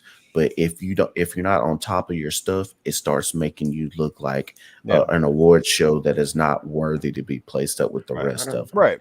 But there's a difference between having a high caliber actor on your show as opposed to a more relevant actor on your show. Like, I mean, Pacino's great. He's an award winner. He's amazing. I don't think there's anybody who doesn't love Al Pacino, but like, he's not exactly relevant really like these days. You know what I mean? It's like you when you bring in Keanu Reeves, that's different. You see the different way the audience react, because one, he's in video games. He plays video games.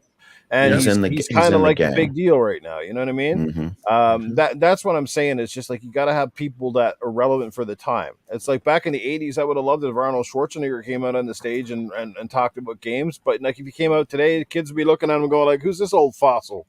Right? Come on, only be there. Get back in your seat. I'm going to show you what the real video game is all about.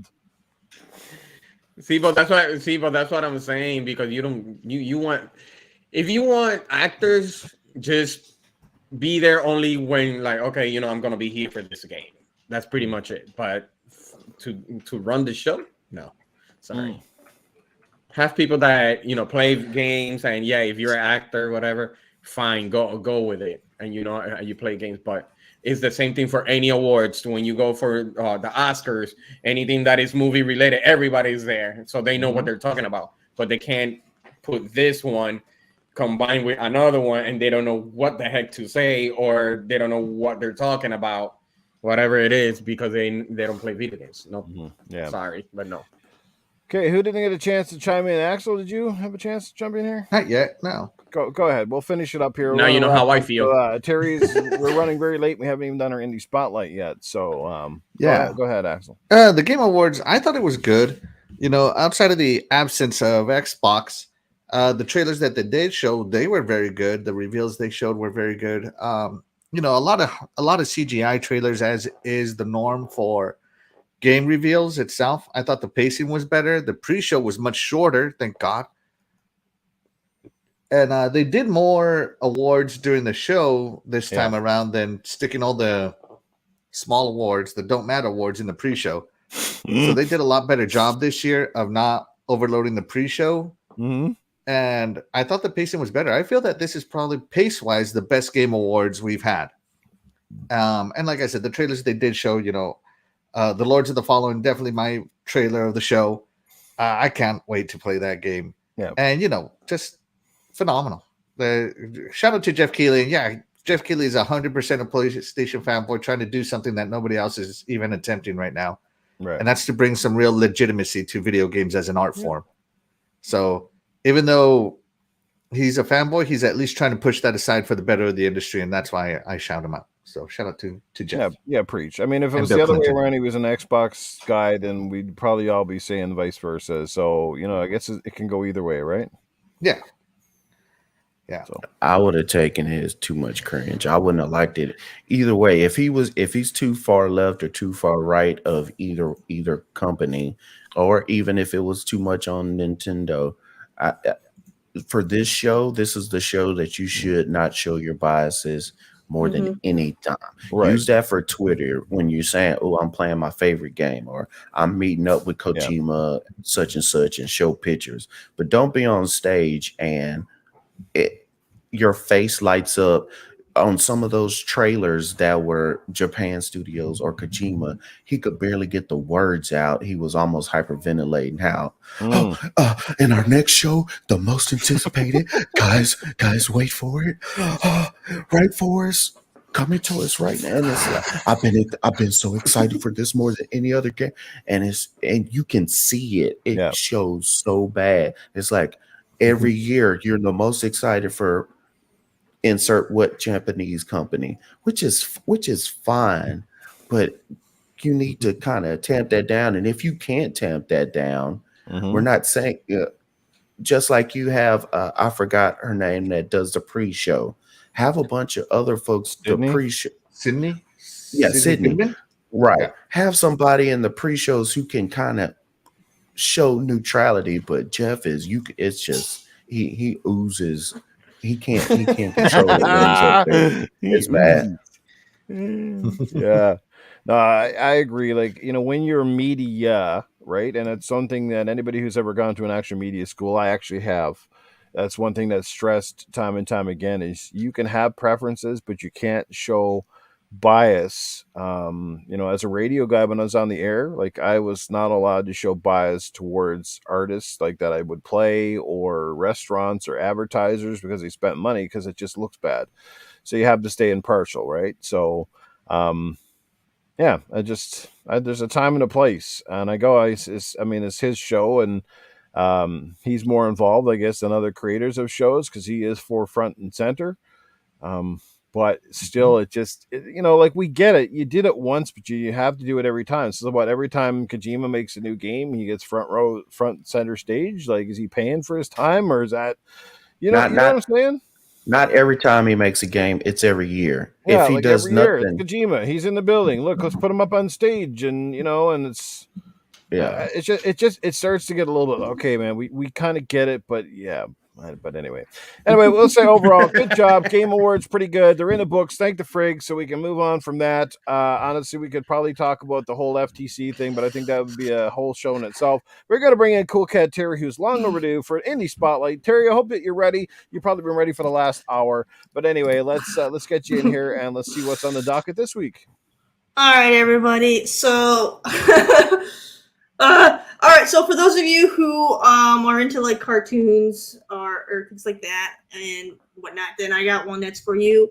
So, let me go ahead and show you the trailer first. Let's see it. Ooh.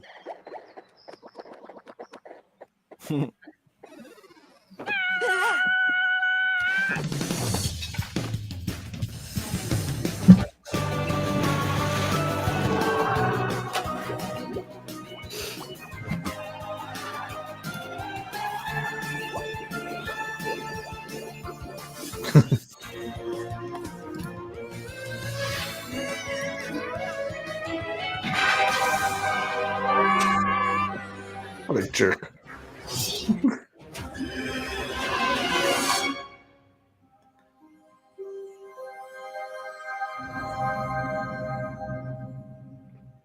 Okay. Lost in play. Oh.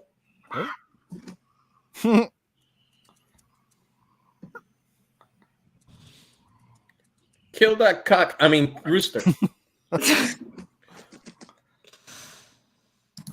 All right, so Lost in Play. Oh, hold on. YouTube yelling at me. All right, so Lost in Play. Now, if you're a fan of cartoons like Gravity Falls, you would have noticed a lot of the influence there. So go ahead and check it out. The art that you see is what you'll get in the game. With all of that, and it is a puzzle adventure game, point and click. So I know not everybody likes point and clicks, but this was very well done. It's won a lot of awards, and stuff like that. Which is goes again. Why was it not in the Game Awards? This indie game won more awards than the other indies freaking nominated, but whatever. But anyways, go ahead and check this out. This is going to be a game for anybody who is, if you're into Gravity Falls or if you have kids, this would be a great game for them to get into. It is available on PC and the Switch for $20. So go ahead and check it out. Very nice. Lost in Play. Go check it out. Again, I got great hand-drawn art style. Gotta love that stuff. Another great indie from the Indie Spotlight by Cool Cat Terri. Scrub, do you have anything you'd like to share with us today in regards of any new games or things coming and going to Game Pass? He said he'll be back. Oh, he's away, is he? I can't see him. Okay, yeah, that's why he's up on the screen. That's fine. So we'll try to move this right along real quick. One of the big games, I guess, at the show as well was Star Wars Jedi Survivor, sequel to Fallen Order. That was sort of a surprise Star Wars game when it came out. It took a lot of people by surprise. Of course, it's made by Respawn, and that also took us by surprise. We knew Respawn was known for making great shooting games, but they surprised us all when Cal Kestis and the world came to life on screen. And a totally original Star Wars story that resonated with a lot of gamers, had interesting game mechanics, some really cute characters. That little robot guy, I forget his name, but follows him around. Like I said, good graphics. This game looks like it ups the ante in just about every single way. Who's excited for this one? And I guess the second part of the question is, if you're not excited, do you think it's because there's a little bit of a Star Wars overkill right now? Like in terms of everything, like toys, movies, games, Star Wars is just in your face. Have they done everything they can with this, or are you happy to see it come back? I don't know. Where do you stand on this Jedi Survivors game? Who's excited for it, I guess? Yeah, I'm excited for it. We don't get very many, during that EA time where EA had the exclusivity license to Star Wars game, we didn't get a single player game in 10 years. That whole time they had it. They butchered Battlefield 1. They butchered the launch of Battlefield 2. Star Wars Squadrons is really good. I like it. But then Jedi Survivor came around and they gave us what we all wanted from a Star Wars game, and that's to be a Jedi. Fallen Order, sorry, not Survivor, Fallen Order. And that's to be a damn Jedi. That's what we wanted to be. And And the fact that it's not a hack and slash, you do have to have some blocking and dodging ability. It's Souls light, as they call it, even though to me that's just gameplay. I think it's great. The graphics are great. The sound was great. The story was great. Couldn't wait to do it. And then Jedi Survivor comes around, and it looks like he's dual wielding lightsabers now. He can put them together to make a lightsaber staff. He's using his force powers a lot more, which is what we all love. I get some of that Force Unleashed vibes. Actually, does. Mm-hmm. Yeah, he's using a lot more force powers, a lot more fancy lightsaber stuff. So I'm really looking forward to it. And the fact that he's a little more grown up, they showed him a little more gruff, and the fact that they still have that, even though we're doing a lot of stuff, the Empire just seems to get stronger. It kind of lets you know the fact that in an Empire, you're just, a spoke on the wheel. The wheel's going to keep on turning, So I really enjoyed it. I can't wait to see more. I can't wait to play it. It's coming out soon, isn't it? Like March. Yeah, that's really soon. So shout out to Respawn. My birthday coming up in March, so I might be getting that one for my birthday. I don't know. Depends how much money it is. Very nice. Any further thoughts? Anybody want to chime in on this game? Could you care less? I don't know. It seems like the chat's pretty excited for it. Yeah, I'm definitely glad they're bringing another one. The first one was, I think, was great. The only thing that kind of damped it down for me was some of the soul elements that they put in it, because I do not like playing soul games. When you go into your different boards or doing the puzzles and doing your jumps and jump here, stop this, run through this, freeze this, and then fight, I loved it. But if you fell off an edge or died and had to go all the way back from that last save point, that is what hurt me more than anything. So as far as not saying I'm gonna keep on going because the next new game came out and it started to fall in the background, but the concept, the gameplay, everything from Fallen Order was awesome. So I'm glad they're coming out with another one.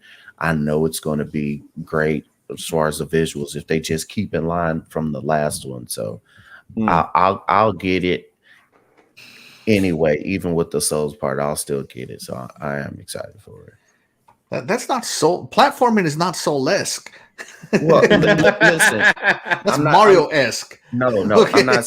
That's not what I'm saying. But I'm saying in the Souls games, when you were going and do missions, if you died, you had to go back to the spot where you sat down and rested, and doing that. That's more of what I'm talking about. I'm not talking about like a big boss Souls part, but I'm saying. And I know that's been in games since in the 80s, where here's your save point. If you die, you go all the way back. But I'm just saying it's closer to another game that just came out. That's why I mentioned it. No. Okay. Terry? Yeah, she's yawning already. That's how she feels. She's surviving. Yeah, Terry's not. The force is not strong with this one. Yeah. I wasn't a fan. I wasn't a fan of Jedi Fallen Order. I thought the game was overrated. I didn't like the main character at all. The game had a lot of plot holes in the story with the way that they handled it, but everybody just kind of looks over it because it's Star Wars. So we're not going to look at blasphemy. The writing was lackluster, but whatever. But blasphemy. And I guess there were plenty of bugs in that game too.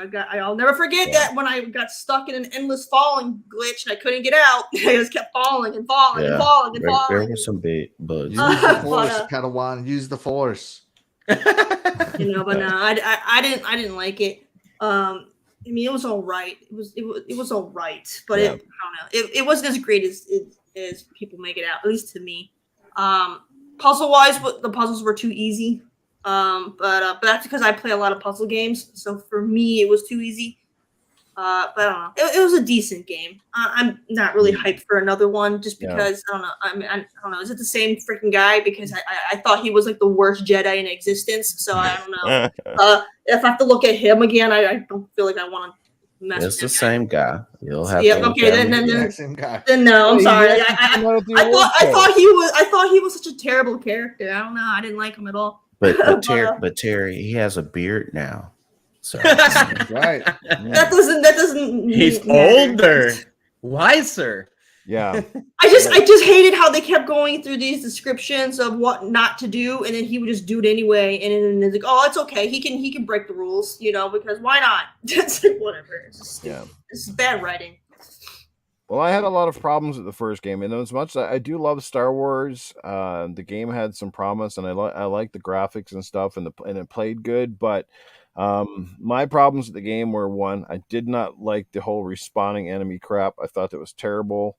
You clear an area and you got to go back and you got to do it again.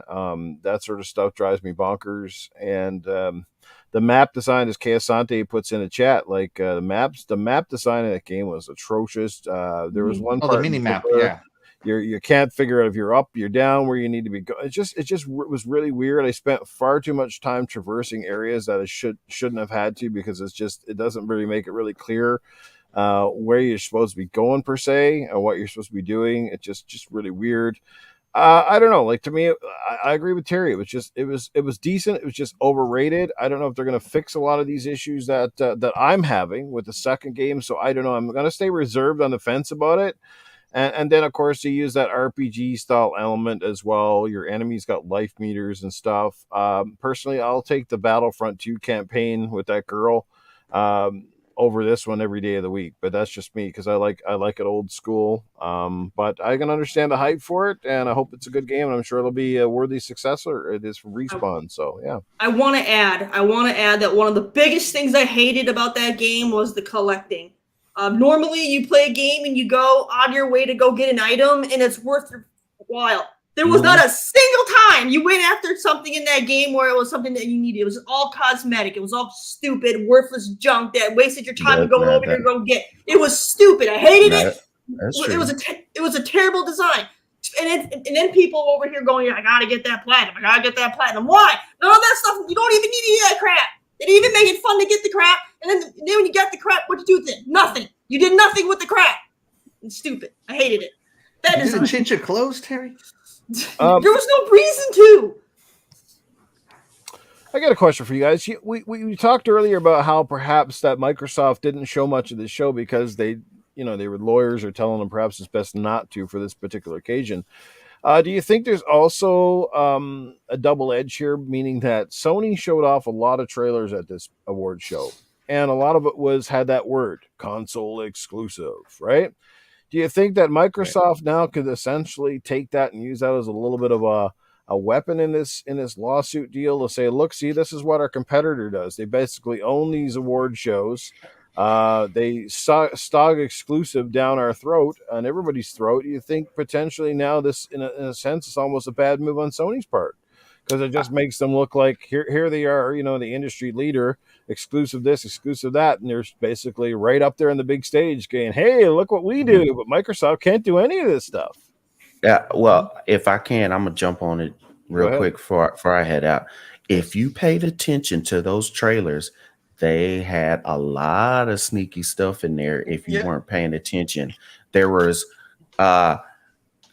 they would say exclusive coming to PC in 6 months, or it would say or some of the announcements that Sony had coming to PC. This game that was exclusive coming to PC, 6 months, it will be PC. There was another game that they announced. Was it 16? Final Fantasy 16 exclusive until December 31st, 2023. So that would give it like a 6 month exclusive. Now, they can go back on that because they've done it with Final Fantasy and other games before, but I don't think they would have done it like that if it wasn't with this FTC and all the crying that they're saying Xbox exclusive. There's a lot of stuff that was going to PC, or they deliberately showed that it was not going to be exclusive forever, which PlayStation never does. If a game is not full on exclusive, they will never tell you when it's not going to be exclusive when it's going to multi-platforms. They'll just be quiet and just say PlayStation at the end. So if you go back and look at it, they have changed a lot of stuff because of this FTC thing. So you can see how this deal has changed with Xbox and with PlayStation.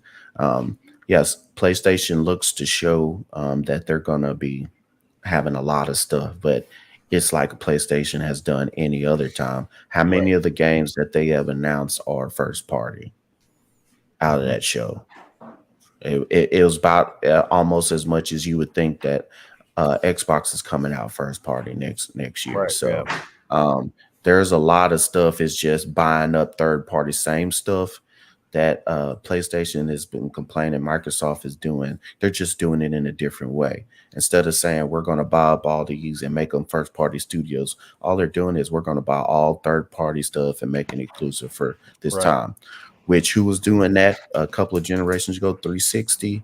PlayStation's been doing that ever since 360 era. They've been seeing how it's been going and doing that. And I think that is something that Xbox needs to have in their pocket to bring up as well. But that's all I have to say on it. I know I got to run out. I appreciate let you get going. Yeah, everybody showing up. A lot of people in the chat with a lot of people, a lot of likes, and please share this out. Good to see everybody. Glad to be back. You can find me on Twitter, ScrubNurse3. On there, it'll have all the other places you can find me as well. My gamer tag, Scrub Space Nurse on Xbox. So here today, I know it's been announced on Twitter, but just in case anybody hadn't noticed, Gaming Beyond the Box is back. And it's been moved from Wednesday till Sunday. So that'll be the first show will be today, 6 p.m. Eastern, 5 p.m. Central. We're also going to have our guest, Eternal Shaddai, on there. So please check it out. And you'll also be back seeing me again. So everybody have a good Sunday. Always love seeing everybody. Man, this is a breath of fresh air being back on Sundays again. Hanging out with you guys. It's glad to have you, Scrubs, because we miss you. It hasn't been the same when we've had half our panel missing, and it's good to have Shaddai back as well. So thanks again for all your great insight today. Again, great times playing Call of Duty with you last night. That was great time. That was a lot of fun last night. And I know your back's hurting. You got to carry us most of the time, but we appreciate that. I definitely did not have my A game going last night. I don't know. I was using a different headset and trying a different controller, and maybe that had something to do with it. You know how you get your feels, right? You got to have that right equipment. But either which way, I won't make excuses. I went up against some good teams, but anyway, we had a lot of fun. We're going to do it again, and we'll let you get out of here. Have a good one, man. Right. See you tonight. See y'all later. Have a good one. See ya. I'll see you later, nurse. We got a super chat coming in here. This one comes in courtesy of Happy Cloud Gamer. He drops an NOK 20. Go ahead, Axel. Happy Cloud Gamer said with an NOK. What's NOK? Nokia. Norway. Nokia. Is it from He Norway? comes in with a Windows phone saying Norway. EU regulators back Microsoft against FTC lawsuit. Yeah. Yes, interesting. Yeah, they are getting some support out there. That's Nokia money. Yeah. Nokia. What do you think of like old Bernie Sanders coming in here and being up against it? Oh, jeez, Elizabeth Warren too. God, geez, what the hell? That's so out of touch. Do you guys? I feel like seriously, he's out of touch. These are the same. Bernie Sanders doesn't know the first thing about gaming. Yeah, they're the same people that advocate that gaming causes all the violence, right? Yeah. Mm-hmm. Yeah, they're violence. Morons. All the violence your children ever did is, not because they saw mommy and daddy do it, but because they saw it in a so video much game. easier to regulate a video game, right, than actually have the balls and courage to stand up and get rid of the freaking guns. Period. Right? That's right. No, remember video games because that's what kills people. Yeah. Okay. Remember, they want their money too. So anything that Microsoft have to do when it comes to business, you gotta go through the legislator. That's how it goes. So I know I kind of figured they were gonna get involved with it, especially them too. They're very vocal about it, especially more Elizabeth Warren, because not too long ago she did the same thing, I think, with somebody else. So Yeah, legislator is trying to do that. They're trying to jump into an area that they don't know jack, but the government does gave a contract to Microsoft for their security. Really? Here you go, but you can't do this. By the way, to all my American friends and family out there, please, for the love of God, during your next election, can you stop electing old fossils to run your country that are so out of touch with the current status of the world? Oh my God. Right? I actually saw an interesting statistic that the last 5 presidents were all born between 1940 and 1960. Jeez. Interesting. There are younger people that run in politics. Not to say that old people don't have necessarily, but I mean, some of these guys, they don't even look like they remember what they had for breakfast, let alone trying to remember all the stuff that's put in front of them. You know what I mean? Yeah. Jeez, like, just go and retire already. Jeez Louise. Oh, God, no, don't even. They love their job. Trudeau is young, but he's young and dumb. He's a complete opposite, okay?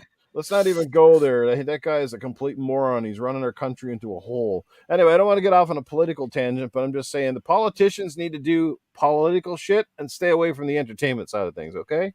Bottom line. Especially if they have no freaking clue what they're talking about. Most of these guys never touched a video game in their life. Heck, well, wait. Touched themselves in the last 20 years. Hell, anything else. But you have to remember, probably some of the politicians, they have dealt with business before, so they probably know somewhere, not the game part, but that's the reason why they're trying to jump into it. Well, don't they realize if they restrict gaming, that how much money it would take away from the economy? Do they have any idea That's why much money that gaming puts back into economies, all these studios that all these people are employing, the billions of tax dollars they make off of freaking gaming alone? I mean, there's taxes on games, is it not? I bet you if they put in a little extra 5% tax on there somehow, like they'd be all happy and all for it. You never hear them say shit anymore. They'd be just like, yeah, right? Just like a gas tax, right? If they had that on a video game, they'd all be like they do cigarettes. Amazing. Yeah. You imagine if they did say that video games cause violence, and then just like they tax cigarettes for carcinogens, they'll be taxing video games for violence. Don't give them any ideas. Yeah, tax for pressing the X. Tax for pressing the A, the B, the Y. It's a corrupted mind tax, yes, because we got it for all these kids we have to save now. Well, somebody please think about the children. Anyway, let's get pretty much ready to close the show, unless there's anything else that anyone on this panel would like to bring up before we go. Anybody have anything they'd like to talk about that's not going to take us like 40 minutes? No, not if it's not going to take 40 minutes. Okay. I don't know, but Fastback said something very interesting about the Disney Plus, the Disney buying some other things. Yeah. So, yeah. This one? Yep. That would be it. That is actually true. Oh, yeah. Well, no, we see that. We see that up here in Canada, too. Like our Prime Minister, he's more concerned about what the rest of the world thinks about Canada and Canadians himself. It's crazy.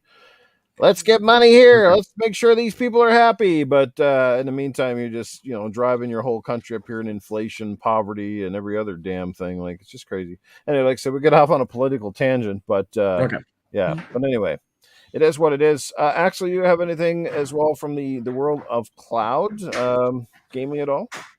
I haven't kept up with it for a while because I've been working extra hours at work. So when I get home, I just eat, play like an hour or two video games, and go to sleep. That's literally my routine right now. I can't tell you this much. I tried to play Plague's Tale Requiem on my Switch through their cloud download, and it did not work at all. The damn thing was laggy as shit, so I just deleted it immediately.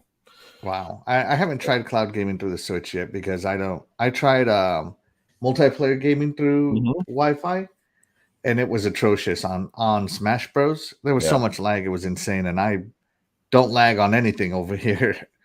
So yeah, I give up on Switch. Giga J says, yeah, where's Paul? Well, Giga, sorry you might have been out of the loop for a while. Paul basically left this show several weeks back. He just found that the mornings were way too hard for him. And Paul has to get up and make sure his hair is done and his beard is combed and And he his ass washes is his wiped. bum. Yeah, so like he had too many issues, so he just couldn't make it. So yeah, he is now a permanent member over on Gaming After Dark, where I guess the timing is a little bit more appropriate for him, and of course he can let his mouth fly a little bit more. So. Yeah, Paul's still with us. He just has moved around. He's a busy man. But we miss Paul on Good Morning Xbox. But like I said, he's got a lot on his plate. So yeah. All right. But anyway, what's everybody playing before we get out of here? What are you going to play today? What's the next game on the agenda for everybody? I've been playing Gotham Knights. Nice. I'm really enjoying it. The combat is different than Arkham Knight. But I'm really enjoying it, especially the RPG aspects of it all, and the fact the storyline is really good, and the graphics are.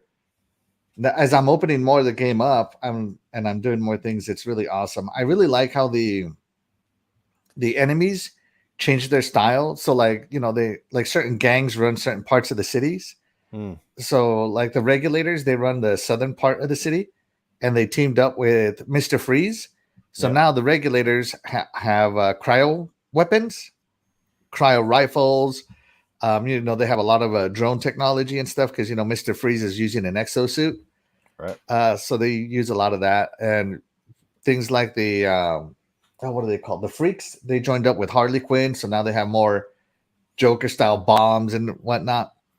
So it's really cool how the enemies change their style in accordance to the bad guy they align themselves with. Because at the beginning they're all the same. And as you unlock more of the story, they change their style. So I'm really enjoying it. Nice. How about you, Shaddai? What have you been playing? I have been playing Sniper Elite V2 Remaster. I'll be playing that for my streaming channel, and also I'll be playing Lego Lord of the Rings: The Hobbit, because I never beat a Lego game, so this is probably gonna be my first one. I like it. Both games, I like it. And not too long ago, I finished 100% Bright Memory Infinite, and I finished Pentiment. That game is awesome for a small project. Yeah, Pentiment was a sleeper, even though a lot of people is like that's a snoozer. But I know there's a lot of reading, but when you read something, you don't look only for the pictures. You really want to know what it's about. So I beat Pentiment, Bright Memory, playing Sniper Elite 2, and Lego Hobbit. Nice. Speaking of Pentiment, yes, we will try to get on the narrative director on our show here in the coming weeks. I'm going to reach out to her this week and see if she can come on to talk about how that game came about and the positive response from it.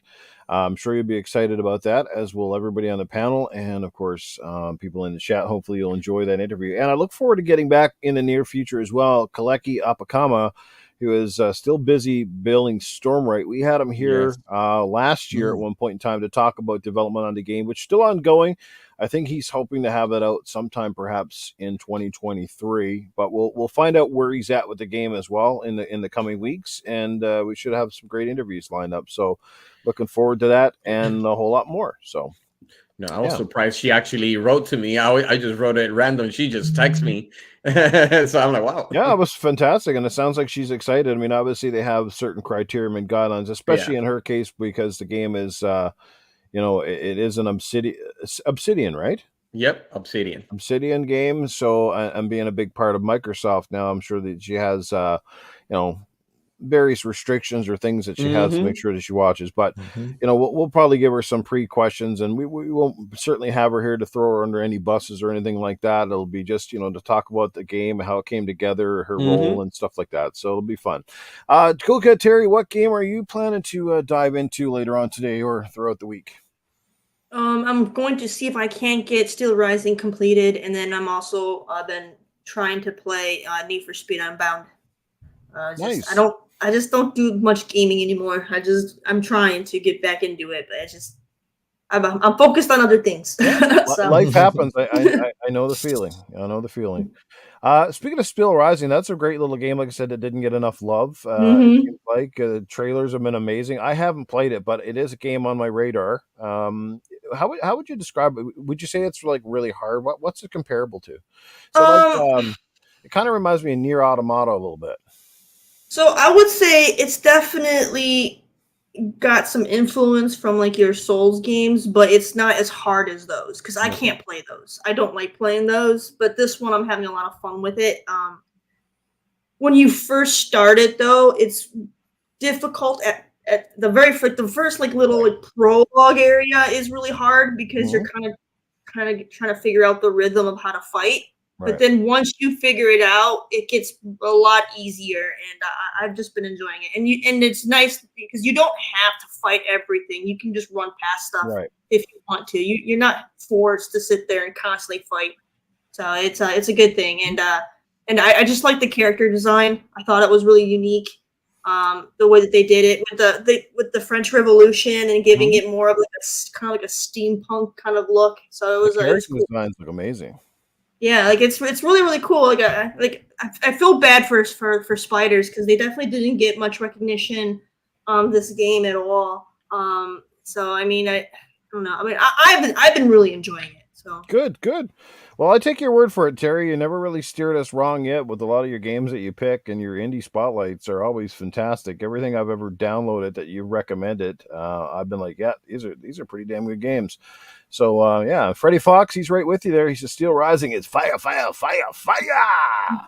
All right, good stuff. As for myself, I just put to bed Horizon Forbidden West. What a great adventure that was. A little bit too long in the tooth for my liking. And it improved a lot of things from the first game, but it also there's some things where like I think it's that thing where it's guilty of trying to do too much. That's the way I subscribe that game, is where it does improve on things from the first game. The convoluted weapon wheel is just way too complex. These guys need to cut back. You don't need 40 different types of ammo and all of these things. It was very confusing. The game was a bit too long for me. The story started to, as you get further into the game, I'll just say that it kind of gets a little bit weird and it kind of goes off in an unsuspected territory, sort of things like that. But I love the game. Still trying to finish God of War Ragnarok right now. I'll probably try to get back to that. Plus Sonic Frontiers, playing a lot of games. I still got to finish the campaign on Call of Duty Modern Warfare 2. There's some stuff I want to start. I just picked up during Black Friday, Death Stranding, the director's cut for PS5. So I want to go back and actually restart that game because I had it on the PS4 and I was enjoying it quite a bit. But I sold or traded my copy, I think. So now I've got the director's cut. I'm looking forward to jumping back in, and I hear this is a really good version of the game. So I might jump back in and try to get that going. I might even stream that one a little bit if people don't mind watching me walk across desolate lands, trying to connect the universe with piss grenades and shit. So, yeah. Piss grenades. Well, it's true. Have you seen how they make the weapons? He goes into the toilet and you have piss grenades and poop grenades, and the number 1 and number 2 or whatever it is. So it sounds familiar, like Death Stranding. Yeah, that whole game it's almost so bizarre. It's what makes. Are you sure that's how he makes weapons, or is that how you weaponize the bathroom? That's probably how I did it. Yeah, they took my ideas from me. Kojima borrowed those ideas from me. I can copyright that. How many times did you fall asleep? Says Stitch 6669. Actually, you know what? That game is. I'm telling you, it was one of those that I didn't think I would like at all. And then when I played it, I was like, yeah, this game's kind of cool, actually. It's just one of those. Just one of those games, and we all get them, right? That every once in a while you get that one game and you pick it up and you're like, maybe some people hate it, but you're just like, there's something about it that just reels you in, right? It's just weird. But anyway, guys, we're gonna get going. Let's let everybody get out of here and enjoy the rest of their Sunday. Again, thanks to Scrub Nurse, who has to bounce out a little bit early due to work duties. And let's let these fine cats get in and out of here. We'll start with the order they appear on my screen, from right to left or left to right, depending on how you're looking at it. I'll start with Axel 1324, brother. Where can people catch up with you, all your content? And sorry I didn't get to catch your show on Friday night, but it's always a good one, and I'm sure you'll tell us all about it. Yeah, hey guys. I'm Axel1324. You can find me here on YouTube. Axel1324 Gaming. Just add the word gaming to my name, no spaces. You can find me on Twitter and on Xbox, Axel1324, just how you spell it here. I am the host of the Iconic Video Games Podcast, where we just talk about all the great games we have played, we are playing, and that we're looking forward to playing. We are a console agnostic podcast, so we will talk about any game. There you go. Go check it out. Eternal Shaddai, I understand he's got a special guest appearance coming up tonight. Tell us more about that and what you have coming up next. Well, actually, people can find me at Eternal Shaddai. Twitter, the same thing for the Xbox console. For the streaming, is ETE Shaddai. And yes, Snoof, I am actually invited for Wilming Hood. What I say, think outside the box. Yes. So I am gonna be a special guest there for the first time. I always watch his show, so I know it's gonna be fun when I get there. I wanna see that experience also. So yeah, that's gonna be around 8:00 Eastern Standard Time. So I'm gonna be with Scrub, one of our panel member, and I'll see you there. And yes, we do have one more super chat coming in, and I got to keep track of these damn things, apparently. Splendiferous jumping in with a $5 super chat, which I forgot to read earlier. I will read it right now. Thank you for that, Splendiferous. Go ahead, Mr. Axel. Take it away. He's got it in caps lock. He must be taking a page out of Lemon's book. Hold on. Let me read this first to see. Let's see. I don't know. Maybe angry voice will work for this one. Do it. A lot of those politicians concentrate on having a good poop on most days. They have conversations about what can I eat today that won't constipate me. Oh, that's one of the most random ones of the day, but fantastic. Definitely a good laugh in there. For you, man. That's the way he is. That's splendiferous. Yep. Yeah. Come in with thanks for that, Splend. Greatly appreciate it. And sorry it took me so long to get to it. Absolutely. And let's get over to Cool Cat Terry. What's happening with you next? You got any content or any streams coming up? All right, everybody. I've been focused on my automotive media, so I've been doing that. So I'm gonna be posting more stuff on my Cool Cats Alley YouTube channel. So if you guys want to see car content, go check that out. Otherwise, I do have my other YouTube channel that still has some good stuff on there. If you want to go and catch up on any of that, catch me over on Instagram, on Twitter, and as well as on Twitch. So I'm all over the place. Okay. That reminds me, I got to let everybody on this panel know as well that please, if you can, in our DMs, can you send over all your specific contact information? It's just easier for me to do it that way, so I can put it back in my descriptions, because I deleted all the shit from this laptop to get it to run a while back, and I'm having trouble finding wherever I put my stuff. So yeah, just send it over to me when you get a chance, like your Twitter handles and all that stuff. I guess I could do a little work and round it up myself, but it'd just probably be easier if everybody just send it over to me, and I'll make sure that it's in all of our video descriptions so we can easily tweet it out or copy and paste it into the chats and stuff like that. Greatly appreciate it. But anyway, that's it for us this week. It's been another great episode. Hope you enjoyed it. Please hit that like, share, comment, and subscribe button if you don't like it as well. Tell us what you don't like about the show. Maybe we can try to improve things in the future. But yes, it is another Good Morning Xbox. Looking forward to the future. Let's get back to playing games. Everybody take care of yourself. And you guys can find me when I'm not hanging out with these fantastic people on this particular show. I have one more regular show that I'm a part of every week. It's called Gaming After Dark Tuesday nights. It's a more adult-themed multi-console show overall. You can catch me there with another bunch of great people. Look forward to seeing you Tuesday nights. That's 10 Eastern and 8 p.m. Mountain Time. And look forward to trying to get more streams in here in the future, especially now with Christmas coming up. Look forward to streaming more on my YouTube channel, perhaps on my Twitch.